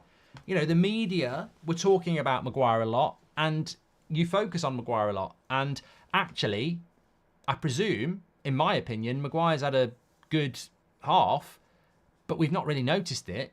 He's come in and he's done a good job. And that's because there's no noise around it. It's a big thing. Good point. Devon, welcome to the Members Club. Thank you very much. You're a legend. Stuart Walker says, is the Tom Garrett video a common thing in English locker rooms? We don't do that in American sports. Yeah, I don't really want to talk about this because every time someone mentions it, it makes me envisage the little thing that... the little thing. That's the wrong words. I've never known anything like this. That's all I'm going to say. I don't get it. I just do not get it. It's repulsive. But, you know, whatever. Is it me or has the referee been really poor today, says Kevin? Well, he didn't give a free kick when Rashford was fouled, but he gives it to them for Ward-Prowse. He seems to have given a lot of fouls against us this half. But look, you can't... We know that that's a battle that everybody faces in the league this season, and we just got to get on with it. We are playing so slow and asking for trouble playing the way, says Adrian Cox, and we were okay for says Lee Woolsey. Garnacho, okay, I can't say that. Harry is better. No, he's not better than Varane. Shut up. We can't control the game against West Ham of all teams. Bruno is a problem. He gives the ball away. See, so this is interesting. Easy F, one of our members there. Some people not happy with the performance. Some people happy with the performance. To me, I just want the win. I think that's the most important thing. But get your comments in. Let me know what your general thoughts are on the game. Are you worried? Are you happy? You can also do it through the super chats. We'll read those out. I've now got a way where they all just come up on a list for me, so we can read those out for you as well. And don't forget to subscribe. Bottom right hand corner. We're only 200 subscribers away from 817,000. Straight after this game, we've got the player rating show and we've got the fan forum as well. So lots to get involved in on the show. Phoenix says a bit of a half, but poor half in my opinion. Here's the goal. Look at that from Casemiro. He wants that ball and then drop of the shoulder and bang. It's a great goal. You know, look at this from Casemiro. It's hunger. He wants this ball. It never happens if Casemiro doesn't want it. Boom, gets it. Then look, drop of the shoulder. Look at that finish. That is a rocket. And that's on his right foot. He's a left footer. But this is what he can do with his right. Drops the shoulder. See you later. And then it's such a good goal. It's so clean. Everything he does. The hip movements, the drop of the shoulder, the right foot. It's such a clean goal from Rasmus. And the fact that he can do that on his right foot, as a defender at the highest level, you watch what strikers do. Especially young strikers, because you might not know their game as well. I'm telling you now, Villa's defence will be looking at that for next week and they'll be going, right, so we've got a striker that can shoot off his left. He can do that off his right.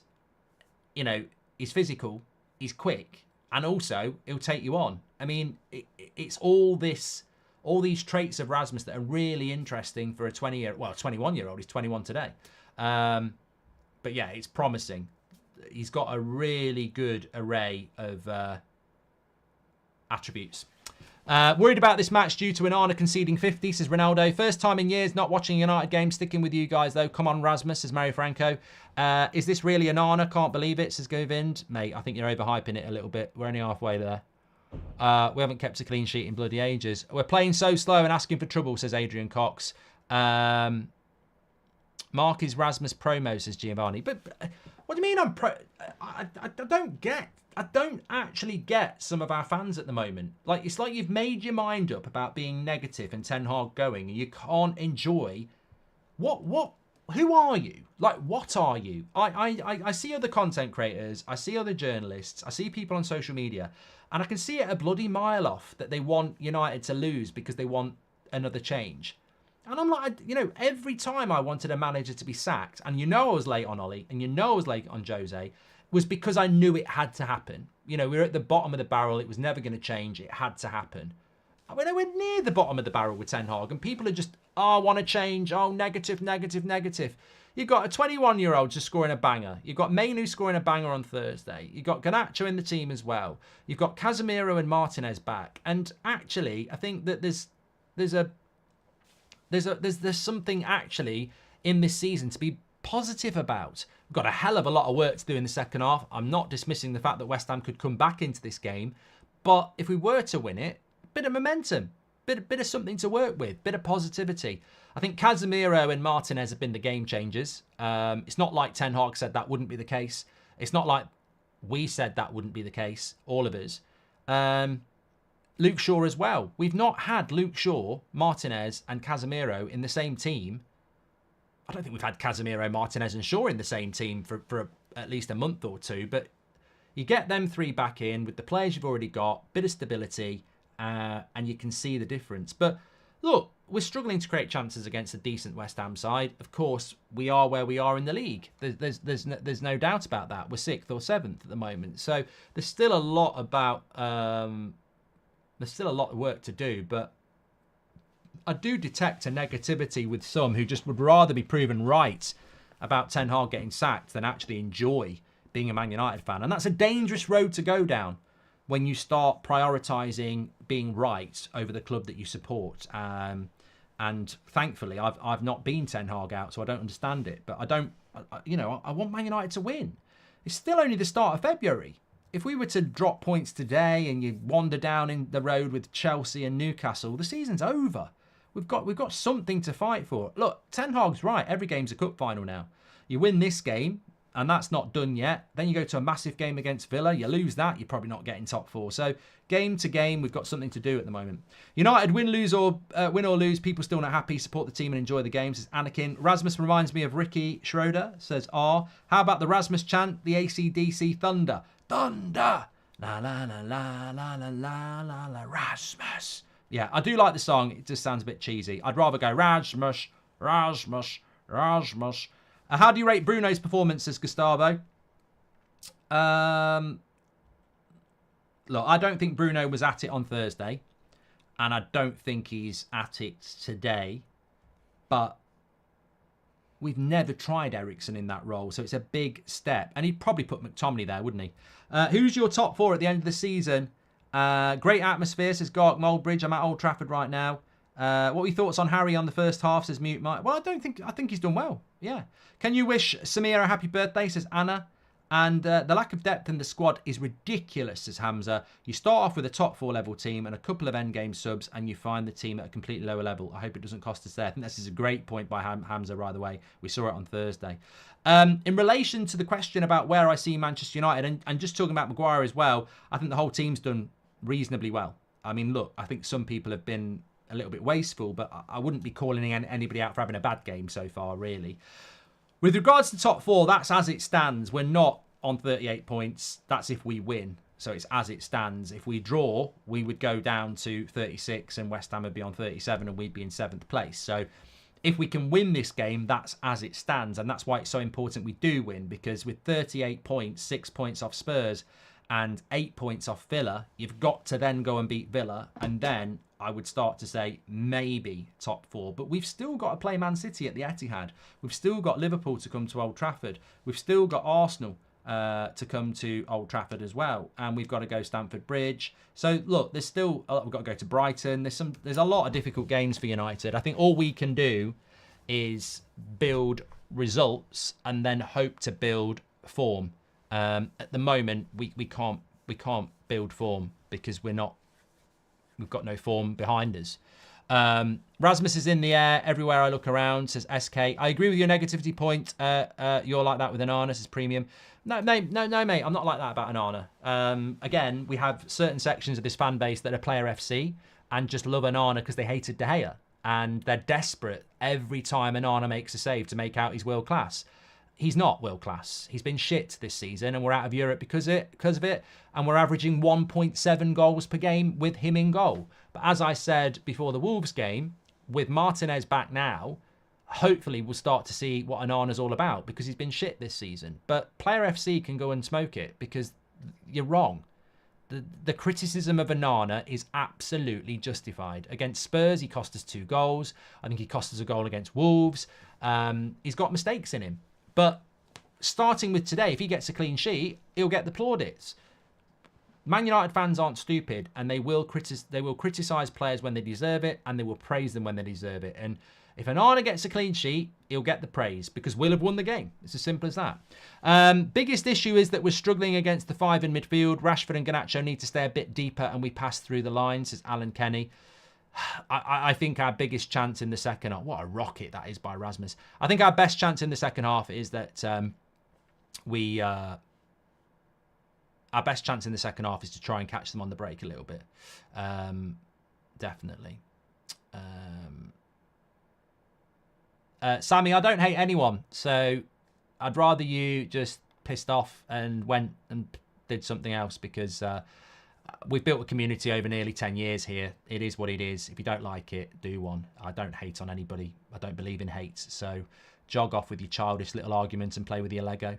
In fact, shove it up your arse. Daniel Luciano says, think the young players have been looking consistent with the right mindset. Martinez is quite young himself. Great building blocks, says Daniel. And I forgot how good the butcher is, says James Clough. Yes. He's back. He's back. And so is the hoodie. Biggest issue is that we are struggling again. Yeah, I've done that one as well. Thank you very much for that. Lovely stuff. Make sure you subscribe, by the way. Bottom right-hand corner. We have got match reaction coming up straight after this game. Mark every player out of 10, 6 being the average. I'll give you the link for that in a minute. But we're only 20 subscribers away from 817,000. So please do subscribe. Bottom right-hand corner. And get involved with the United stand. Right. Well, look. Second half. Second goal will make me feel a lot happier. 1-0 when the subs start coming on. I'm panicking. You know, it's something we spoke about why Wolves came back into the game on Thursday night, and it was because as soon as we started making those subs, the bench just is a drop off. There's nothing we can do about it, but it is. Goalkeeper change for West Ham at half time. Areola off and Fabianski on, which is an interesting one. No doubt about that. Must have been a bit of a concussion thing because he did have a connection with Zuma, didn't he? So maybe that's something to do with it. I don't know, but we're about ready here. Man United attack in the second half. We're playing okay. Wasteful passes needed to stop, says Mustafa. Yeah, I'm realistic. I think that anybody who expects Manchester United to, start winning every game now. Come on, United, to spaghetti legs. Anyone who expects Manchester United to start winning every game now, playing vintage football, is naive. We played well for 60 minutes against Wolves, and we've struggled a little bit today whilst being competitive. We're a work in progress. Ten Hag has said that. There's certain players coming back from long times out as well. But let's see what happens in the second half, because I think West Ham are definitely a threat here. And have played reasonably well. Just a brilliant goal that separates the team. Could you shout out my gran, please, says Hazard. Yep, Hazard's gran, shout out.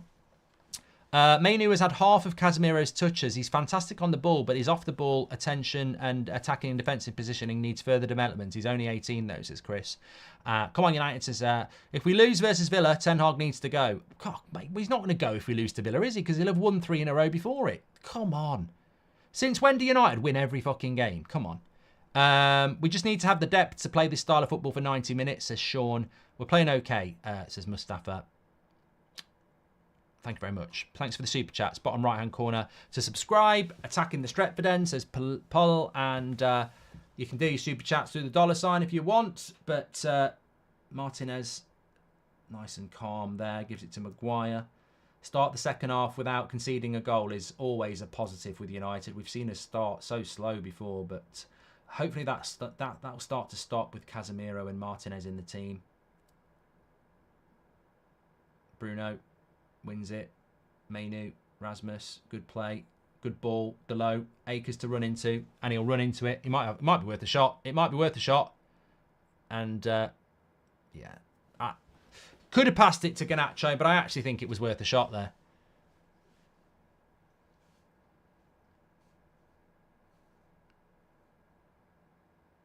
Not going to criticise it. Midfield has been weak, says Nicely. Yeah, I'm not lost. I mean, Rashford's not been in the game as much as I would like. I'm not going to sit here and say everything's sorted. I personally think that we need to buy a couple of midfielders in the summer, and if Casemiro left, you need 3.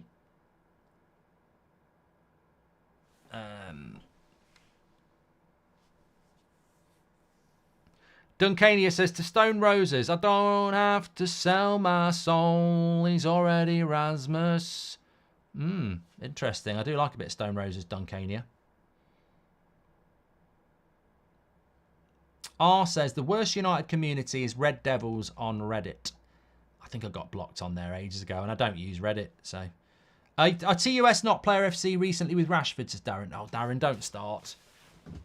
Apparently, on Twitter, I hate Rashford, and on here, we're Player FC for Rashford, so I don't even know. I can't even make sense or talk about it anymore. I've not done the timer. Yes, I have. It's just massively wrong.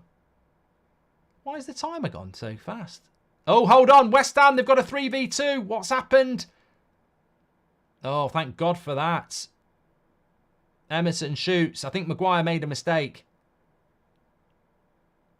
I'll sort the timer out in a minute. Maguire. Yeah, he makes a bit of a mistake. And thankfully, the West Ham player, Luke Shaw, makes a very intelligent run there. And Emerson has to shoot. He wants to pass, but he has to shoot because Luke Shaw makes a very good diagonal. Right, let me sort this timer out. We're actually... Oh, hold on. Oh, no. It's all going on here. 48. There we go. Here's Garnacho on the right. So a bit of a scare there from West Ham. Goal! It might be an offside. Bruno, are you onside? Garnacho hits it. But is he offside? It's a big goal for United. Look at the 3 of them. There's a picture for you. Garnacho, Højlund and Mainu. That's the future. And Rashford comes over as the senior pro and says, well done. Smile on his face. There's your picture.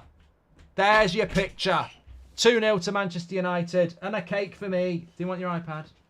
Yeah. It's right behind you. 2-0, mate. I saw that amazing goal. What, from Rasmus? And it's a goal because it's not an own goal. It's gone off the bum. Yeah, I was a little bit worried there because I thought it might be. I thought it might have hit Bruno on his way through, but it hits the arse of the West Ham player. 2-0, United, massive goal. That's your picture. That's your picture. That's your picture. That's just it. If you're a photographer, get that picture out now.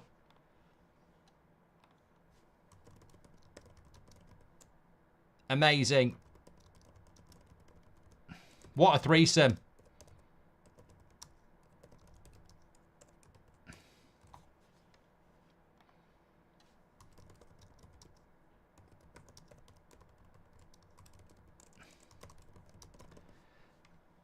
We needed that. We needed that. Just takes the steam out. Gives you a little bit of breathing space.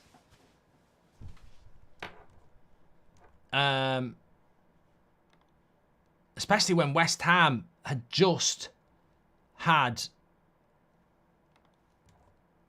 a big chance themselves. Garnacho as well. I thought he played well against Wolves. He just didn't get a bit of luck, and then he's had a little bit of luck there, and that's how it can work. Your performance gets forgotten, but I thought he had a good game against Wolves, gets a little bit of luck there, and it's there for him.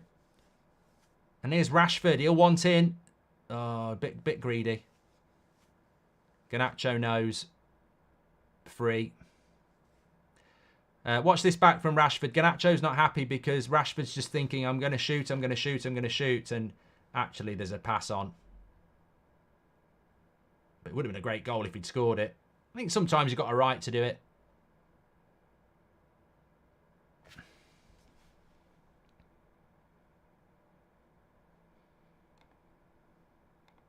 Oh, look at that. Mark, stop meat riding Rasmus and Garnacho. Yeah.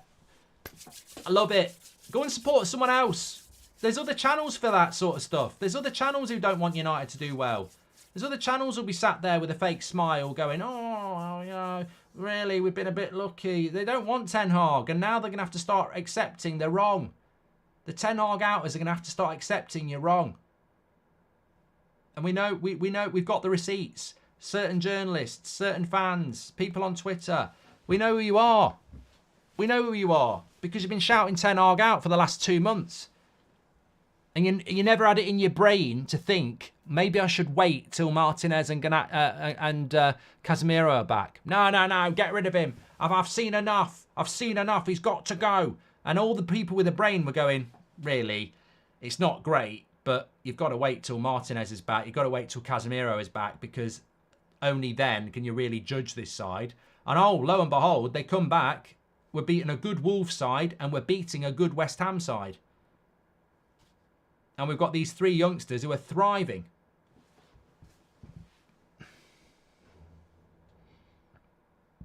Oh, they'll all change their mind again, though. They'll all be going, oh, I told you we just needed to do this. And you didn't tell us anything. You were Ten Hag out. You're Ten Hag out. I have all our forwards on my FPL mark, says Yazir. I've got Garnacho on the bench.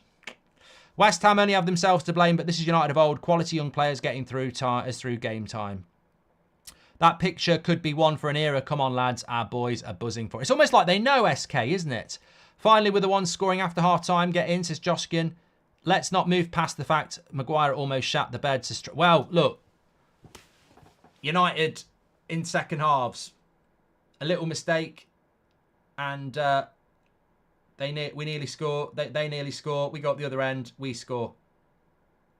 Another corner for United here. We are back. This is confirmation we have a backbone again, says Nick P. Ollie Mack, welcome to the Members Club. Thank you very much.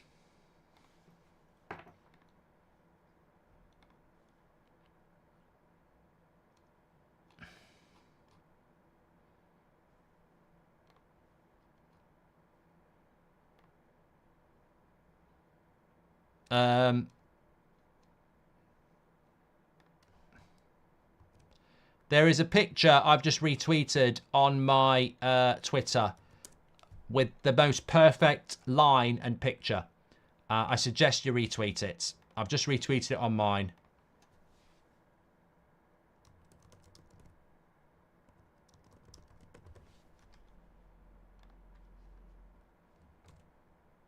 Absolutely fantastic.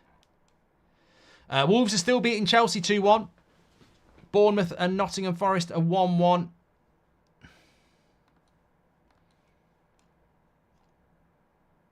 Hi Long, welcome to the Members Club. Thank you. LJ, I agree having criticisms, but the team's performing well. Form is building. I'm enjoying every minute of it. Ten Hag is building the youngsters up, says LJ. Nick J has just gifted 10 memberships, by the way. West Ham are on the attack here. Down that right-hand side. We can't afford to be gung-ho. Maguire loses his man. Good shot. Well, it's a crap shot. Easy save. Emerson again. He couldn't finish his dinner, thank God. We're back, says Nick P. Ollie Mack, welcome to the Members Club. Joskin has been a member for 48 months. Let's not move past the fact. Okay, done that. Happy to be a member, Mark. Love the show, but people's lack of positivity really grinds me, says Jack. Love the young core and the smile on their faces when they play. Alessandro Simplio Ferreira, thank you very much. Do you think we can nab Douglas Luiz in the summer? Says no. And yeah. Look, this game's not even over yet. We're 2-0 up. It's a bit of breathing space. West Ham are going to have a go. They're not a bad side. But what I will say is that you've got Mainu, Garnacho, Højlund, but you've also got Martinez, Casemiro, Shaw, Bruno as experienced players. I think in the summer we all know we're going to need to buy probably 2 centre-backs, maybe 2 midfielders, another striker. It's a work in progress. And a work in progress can't be challenging for titles. Div says, seeing Rasmus Garnacho Mainu is the precursor of Ten Hag recreating a young Ajax version of our team. Hope so, Div. And nice to see us start second half strong, says Mike. Nathan says, can you give my Mrs. Patrice a shout out? She's new to United Stand. Shout out to Patrice. Hopefully you're enjoying yourself. Don't know what I've got here. I've got some sort of cake. I think it's got a blueberry on it. Fresh out the oven as well.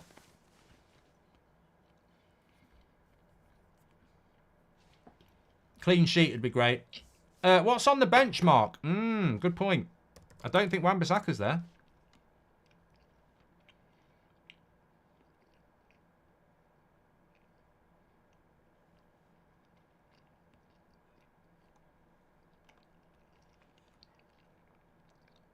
It's almost like they know Garnacho, Mainu, and Rasmus, isn't it?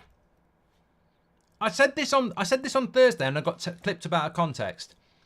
Rashford needs to move aside and become a more senior player, and let the youngsters take the pressure off him, and it'll work. We don't need one star player, and I think for the last few years it's been about Rashford. It's too much pressure. I actually think this could be great for Rashford, having 3 youngsters coming through that he can guide and help. Get the crossing, Garnacho. Ooh, nearly. Bruno. Ooh, Rashford. Ah, you can't believe it.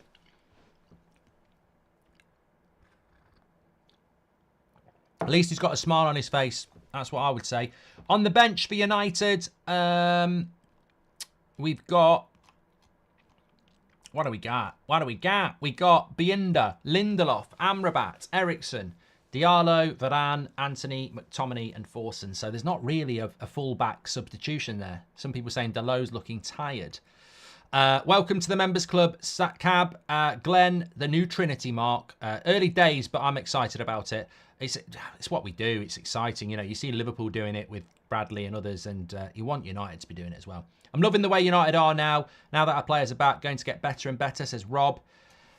Well, yeah, but again, I'll still say it. If Martinez picks up an injury, if Casemiro picks up an injury, I think you go back to where we were. We're quite a fragile side. But when everybody's fit, good. But we need to build a squad. A new United fan will be born this week, says TJ. Congratulations on that, if I'm reading between the lines. Please do subscribe, by the way. Bottom right-hand corner. We're only 5 away from 817,000. Get involved with the United Stand. Player ratings will be coming out again. It could be the second positive player ratings of the season, which would be some sort of record. Trust me, it's normally not enjoyable doing player ratings. But West Ham are looking a little bit done here. You know what, though? I almost feel like 2-0's not safe. We need 3.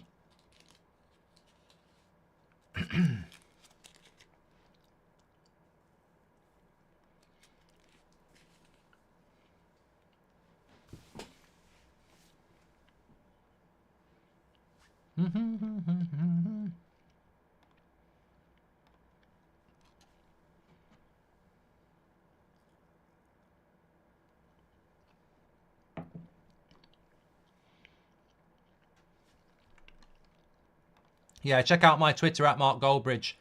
Cracking picture of the 3, the new batch.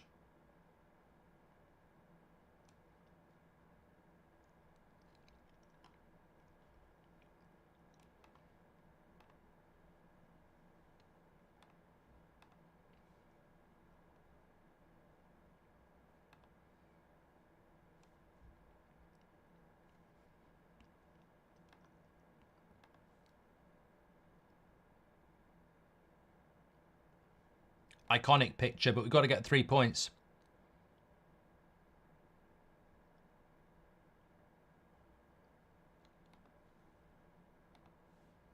Moyes won't be happy. Always likes to beat us. Interesting. Beth said on Twitter, Casemiro's giving away too many casual balls for my liking on Twitter. 28 minutes ago she said that. I personally think Casemiro's been very good. But you know what? If we're being harsh, I think a lot of players have given away the ball a lot this half. I mean, all game, actually.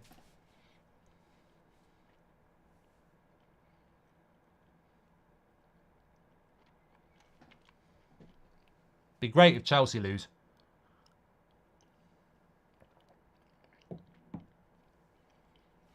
Shekmar says, what about subs, Mark? I think there will be some subs, but that worries me.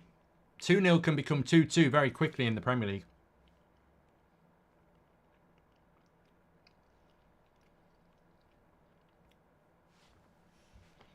Samir says, Mark likes the kids. I think you're all meant to laugh about that joke. I mean, have a laugh for Samir's sake. It wasn't the best. Bruno, switch it to... Oh, what a ball to Garnacho that is. Here we go. He's going to get an overlap from Delo any second now. Oh, he's Rashford! Rashford! Oh!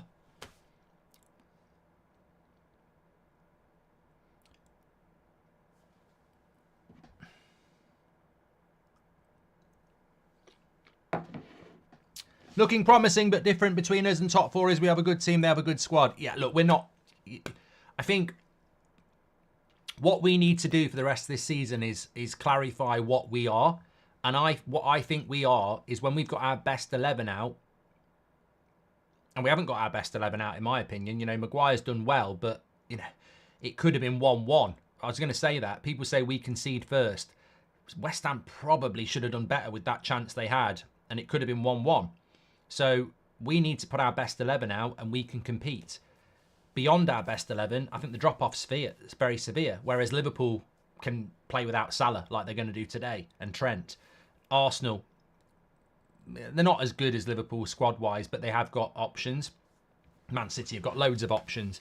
So I think for United, we're probably at best, and we're not there yet, sort of 4th, 5th or 6th best team in England.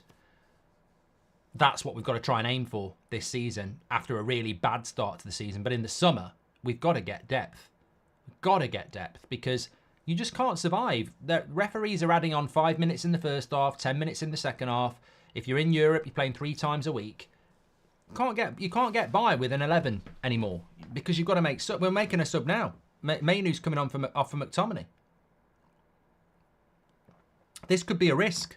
This could be risky. It could be very risky. 63 minutes. There's still half an hour to go.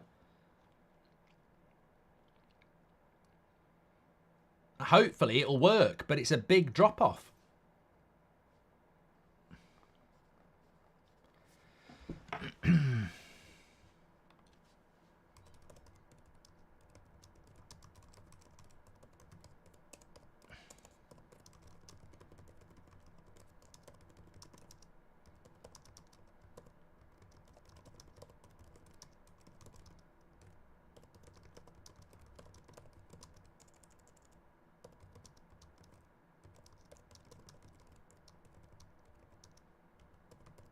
I think I've just put it perfectly on Twitter there. I said, look, Mainu off for McTominay, but we've got to buy depth in the summer because the drop-off in quality when we make subs is such a risk.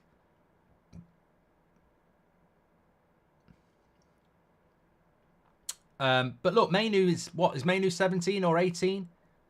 I don't think this game's over yet. I don't think this game's over yet. Daz says Mainu's 18, he doesn't need a rest. Very risky move going off Mainu for McSauce. We're going to lose control of the midfield now, says Darryl. Well, let's hope he can do. As we know with McTominay, there's one thing that defines his game. If he scores, he has a good game. If he doesn't score, so hopefully he can score and then it's game over. What are your preferable targets in the summer, says Devon? I don't have names. I have positions. I think if we get rid of Varane and Maguire, which probably makes sense from a wage point of view and an age point of view, then I'd bring 2 centre-backs in. And if we're going to look at the midfield, I'd be removing McTominay and Eriksen and replacing those 2. And if Casemiro goes, I'd be bringing 3 in as well. But we can't compete for things with Scott McTominay and Eriksen. They're not going to fit into a modern top 3 side. And a bench player now isn't a bench player. You've got to be a first teamer who comes on. So We can't do anything about that at the moment. Oh, Martinez is hurt his knee here. Oh, no. No.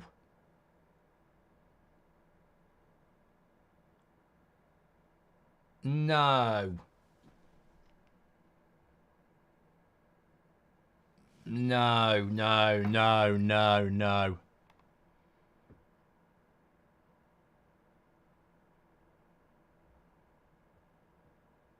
Oh, he's landed his weight on his knee.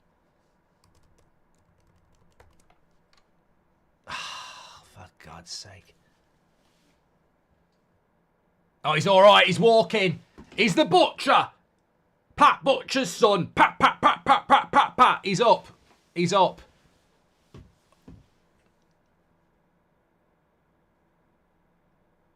Oh, is he? No. Oh, no.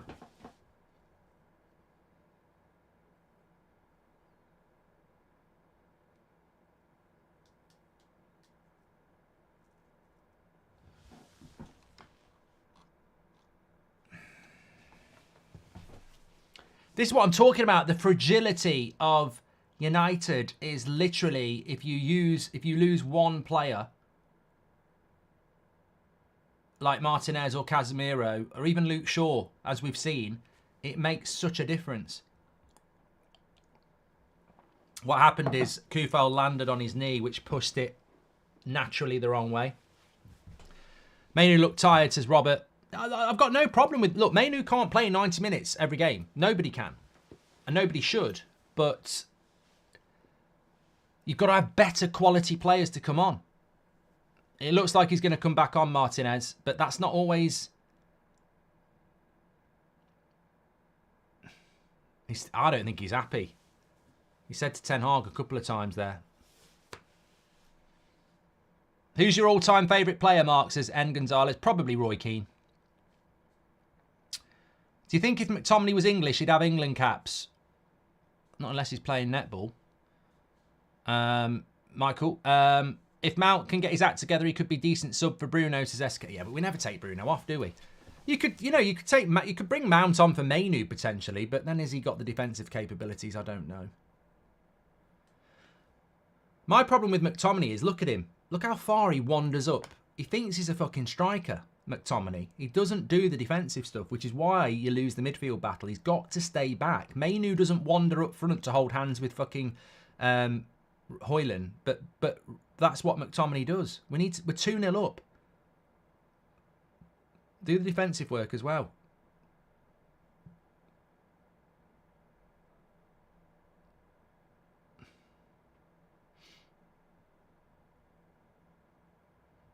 Yeah, Martinez is coming off. And here's a goal.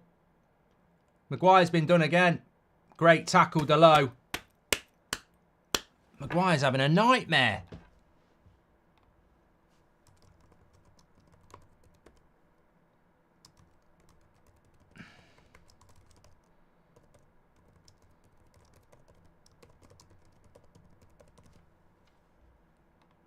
Oh, this is terrible news.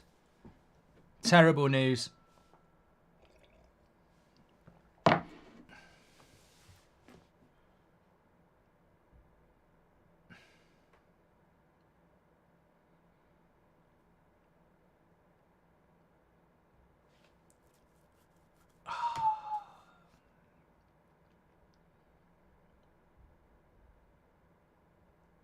Bowen should score here. It's brilliant by Dalot. It's really good by Dalot. But I'm more thinking about Martinez.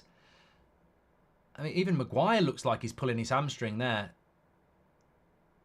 It's just so... It's so innocuous what happens to Martinez. It's just his leg. Kufel lands on it.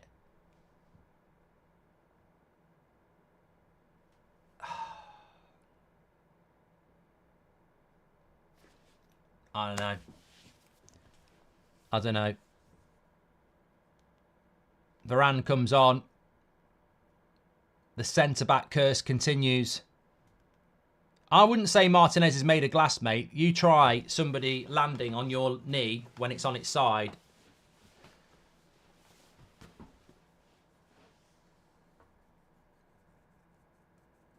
get Lindelof on as well. Oh yeah, I forgot Lindelof was back. But Maguire needs to switch on. He looks off the pace. That's the second time this half he's got caught on the ball.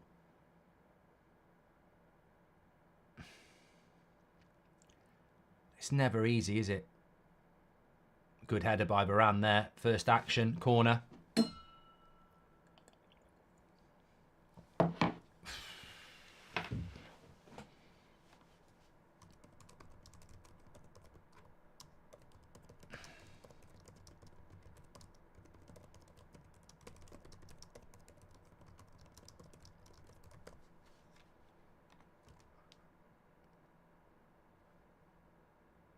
That's what I mean about subs, though, isn't it?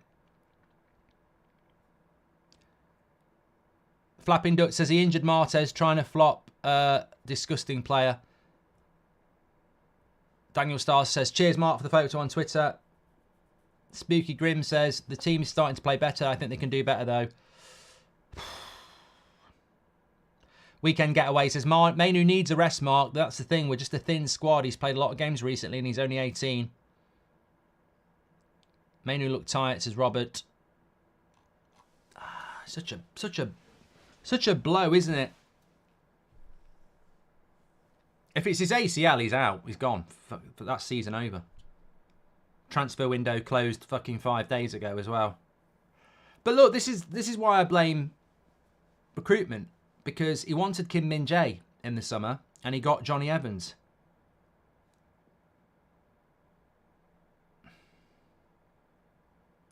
But like, look, there might be positive news. He might be absolutely fine. There might be positive news. It's only a month. It might only be 3 months. But we're playing Villa next week. He defines the way we play. No other centre back plays like he does, and we haven't got a left-footed centre back. I mean, I'd be of a mind to put Luke Shaw at left centre back, to be honest. He's very unlikely to be playing against Villa, though, and that's the game where you want him to play. He's probably going to have to take Casemiro off in a minute.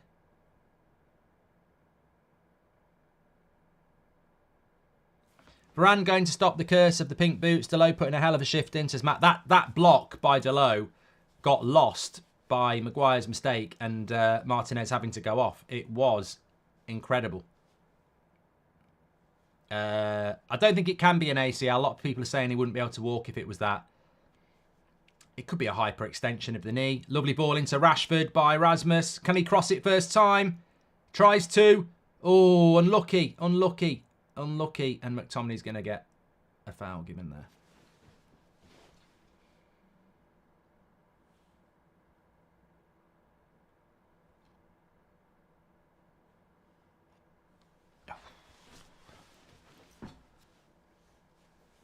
I'm still nervous about this game, and I feel very worried about Martinez. It's just we're so. Well, I'm not going to say it. Well, I will say it because obviously some people might not have watched on Thursday, but I said it on Thursday. We're so fragile. Even when even when you take one player off, you see the drop off.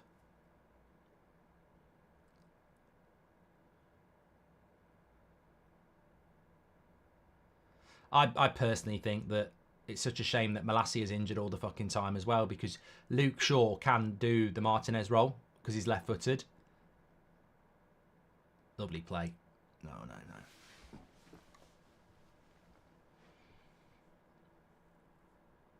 Rich says, I like the idea that Rashford's first thought was to cross.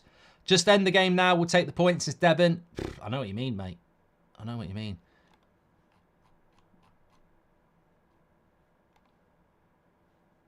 Chelsea are losing 3-1. Oh, my God. Poch out.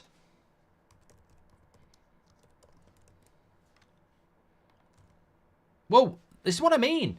It's only Wolves. It's only Wolves. It's only Wolves. It's only Wolves.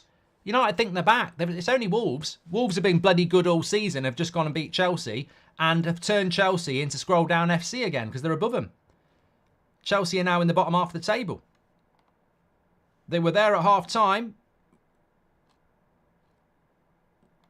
Where's Chelsea? They're not there. But it's only Wolves. We only beat Wolves on Thursday, who've now just gone to Stamford Bridge and spanked them.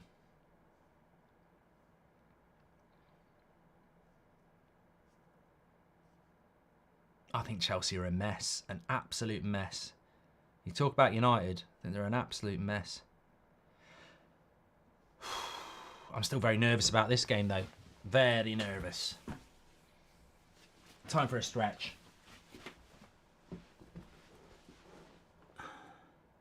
Mark, I really don't understand Eric Ten Hag's obsession with McTominay. Team drops off massively when he's in. Well, look, since Mainoo's gone off, there's no. I'm not going to blame it on McTominay. I'm not even going to blame it on Ten Hag. You have to make subs, and unfortunately, especially in the midfield, there's nothing.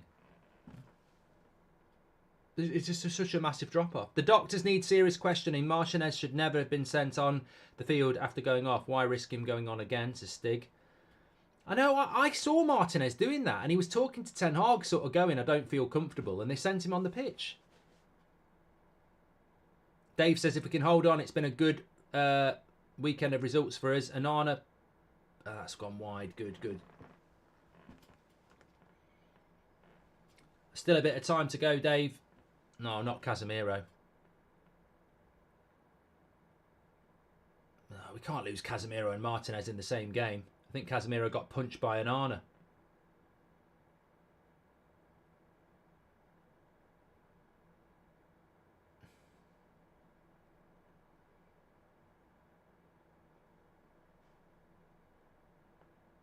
No, it was Rashford.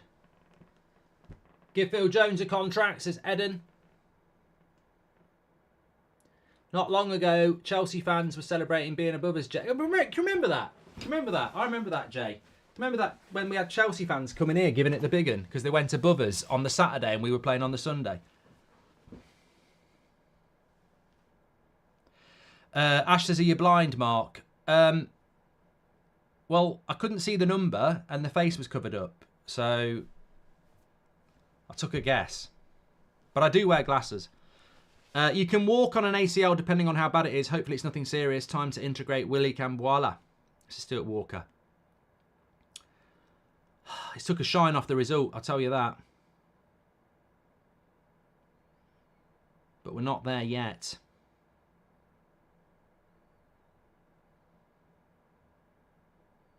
Pass it, Rashford. Here's Bruno. Garnacho's the ball. Oh, it's behind him a little bit. I mean, to be fair, though, let's be honest. How many shots has Rasmus had today? None in the second half. So the service is still a problem. He scores individual goals, but the service is a real problem still.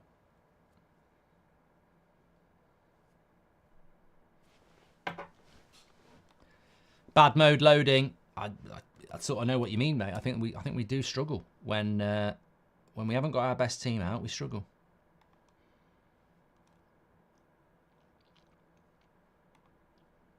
And this substitution of McTominay for Mainoo just hasn't worked again, has it?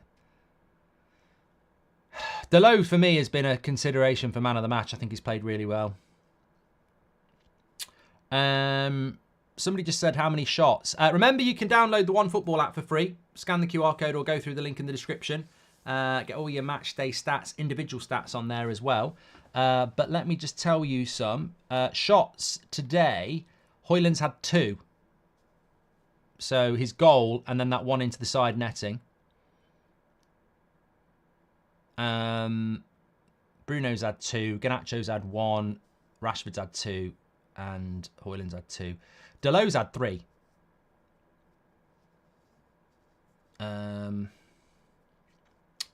Passes.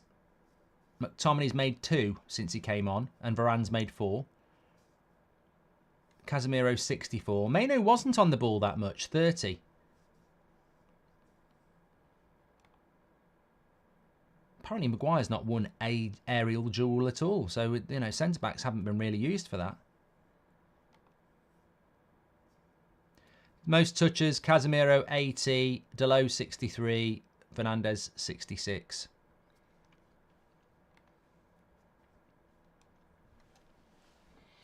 Please do subscribe, bottom right hand corner. get involved with the United stand. 10 minutes to go. This is a big 10 minutes for us.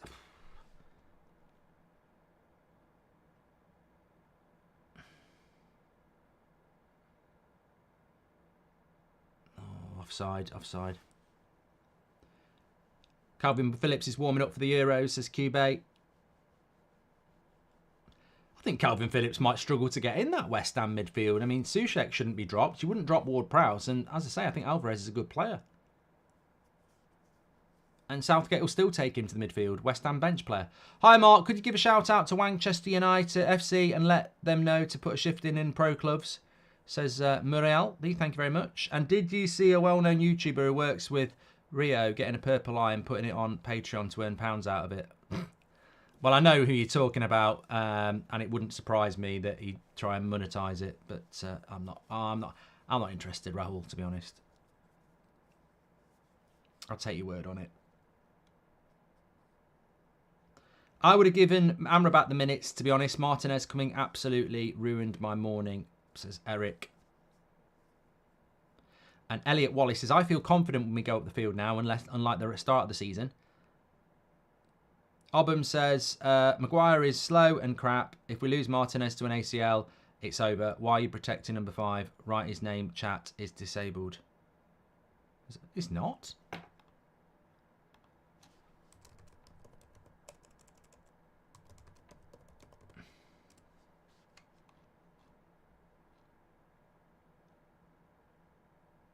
I've just seen Maguire's name in the chat. Type Maguire in the chat, everyone, and see if it's a... Oh, Bruno nearly scored. Yeah, Matthew's just said Maguire. Oh, no, I think actually the word Maguire is not allowed in our chat. That's weird. No, Fennec just wrote it, but he's a mod. Maybe that's why. I can see mods writing it, but I think it actually is. I think the name has been censored out. I don't know why. We'll sort that out. Don't worry about that. It might have been a game where he was getting a load of stick or something. I don't know. Certainly wouldn't be me doing that.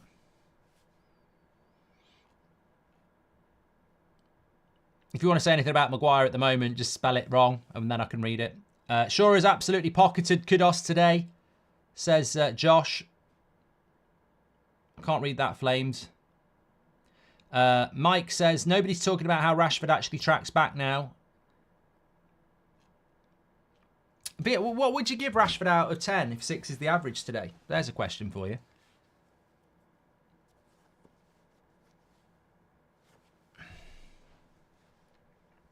Apparently Wolves have got a penalty.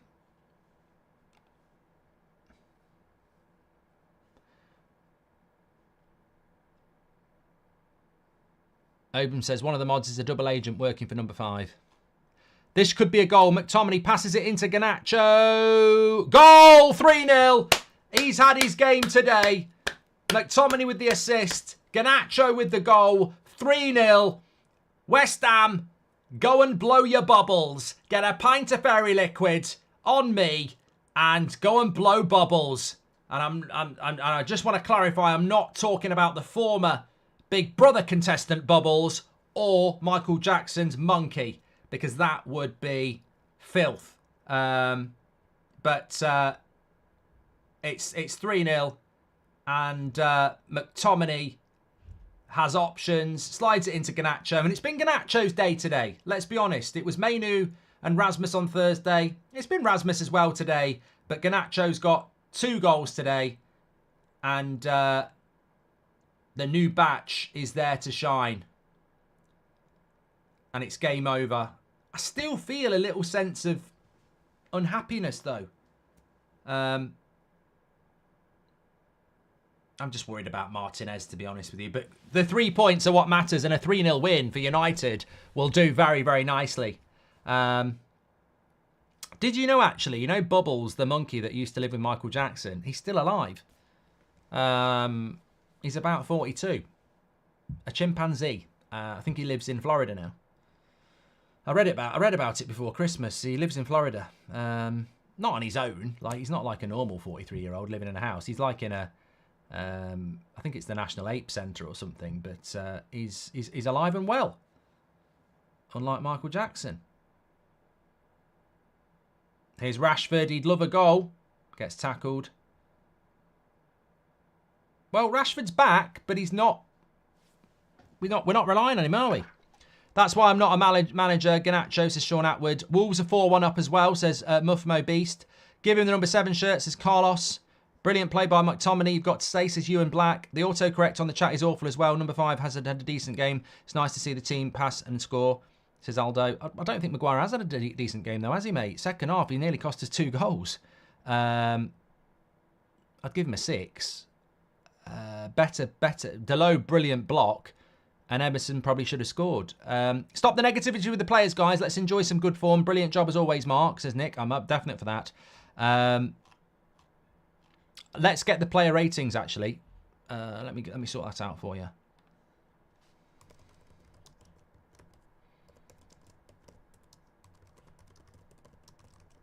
Martinez.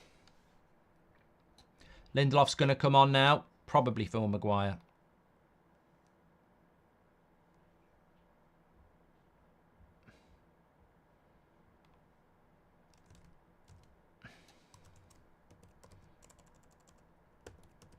No, Luke Shaw's coming off here.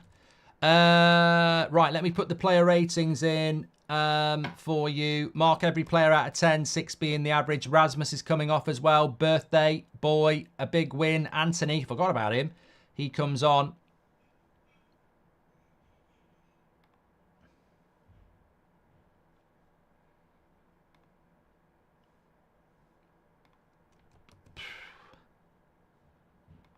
Clean sheet would be great for the defence and Onana as well. And Maguire's Instagram. He can put on there about how many goals United don't concede when he starts.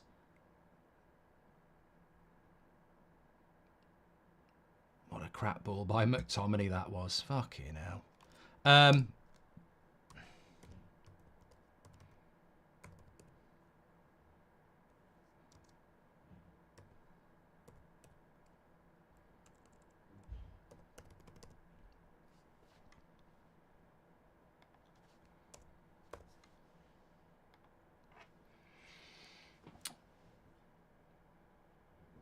A stern-faced Ten Hag, but I think a very happy Ten Hag, ultimately.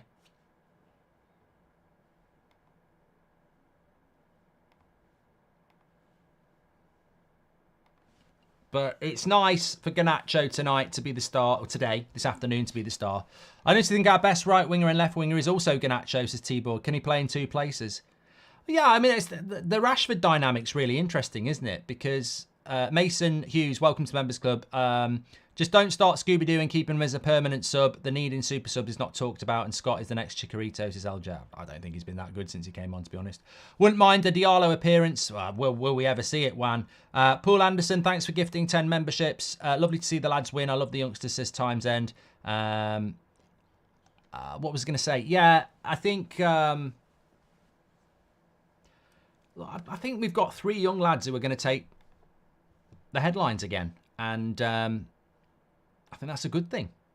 You know, it's great the way the Rashford circus is over now because we started playing him again. And, you know, take the pressure off him. We're not reliant on Rashford anymore. You look about it a month ago, it was like, oh, Rashford this, Rashford that. Oh, he's missed another chance. He's took somebody on. There's players stepping forward now and you know, taking the weight off his shoulders. Kaz said, how did the team play? I think it's been a weird game, really. I wouldn't be surprised if, as a West Ham fan, you might think, ooh, we didn't deserve to get beat 3-0. But, you know, you did. And you have been. But, yeah, it's been a bit of a weird game, to be honest. And it's one of those where everything's gone right for us, for a change. Apart from the Martinez injury, which I think is in everybody's head at the moment. 4-2 between Wolves and Chelsea.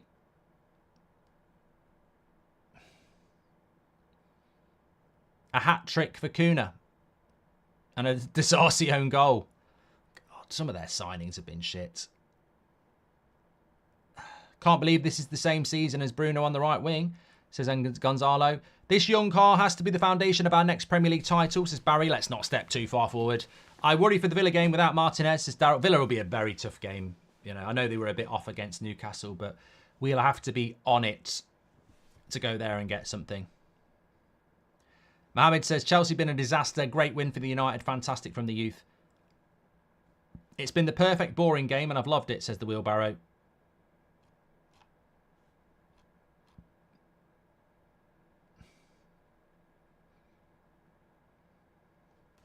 Kalo says, get Ahmed on. I think Ricky's on the fan forum. So somebody said that Ricky said our wingers are crap. You can have that chat with him on the forum after my match reaction. Only 6 minutes added on here.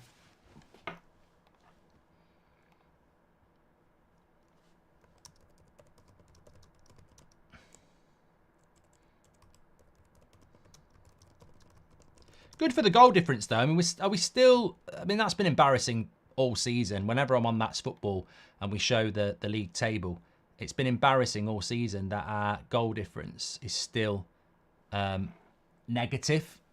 And we're the only team in the top half with a negative goal difference. So at least we're getting, hopefully, back to putting that into positive. He says...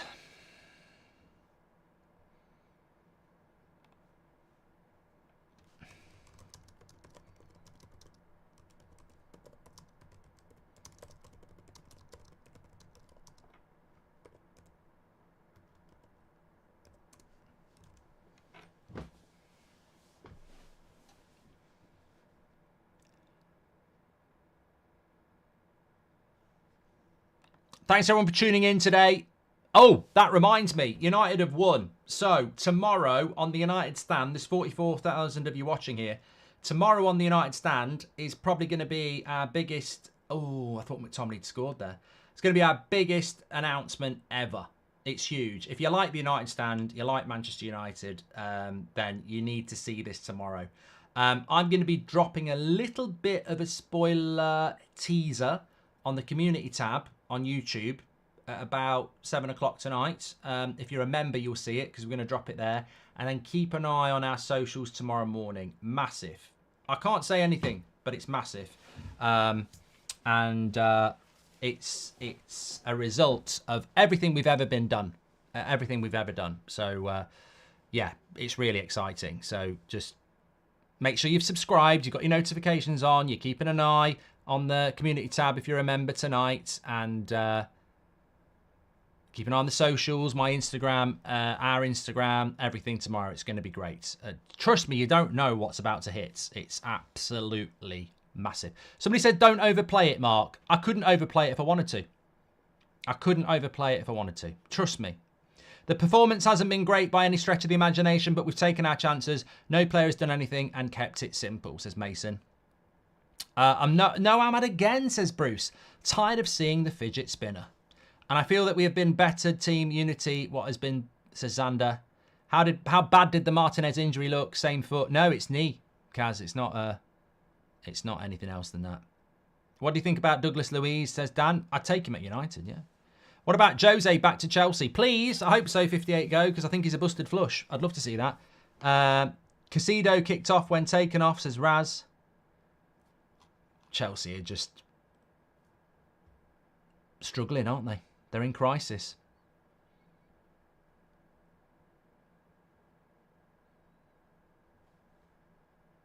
Gary Neville interview. That wouldn't even be that big. It's no, you're way off, way off. Trust me, you'll love it.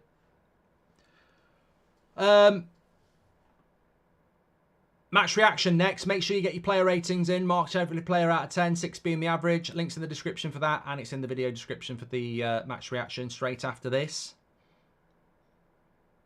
Why does Ten Hag hate Ahmad? I mean, I don't know why he won't give him any game time, actually. Oh, Delo. Here's a shout. Here's a shout. Delo man of the match.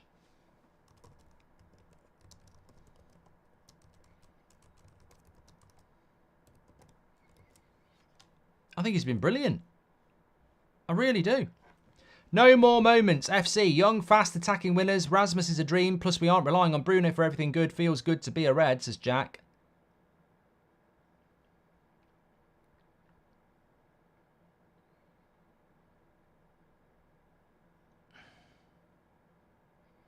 That block from Delo, like AJ says, was a game changer. Delo is criminally underrated, says Nacho. And blocked by Maguire. Goes for a corner. 15 seconds to go.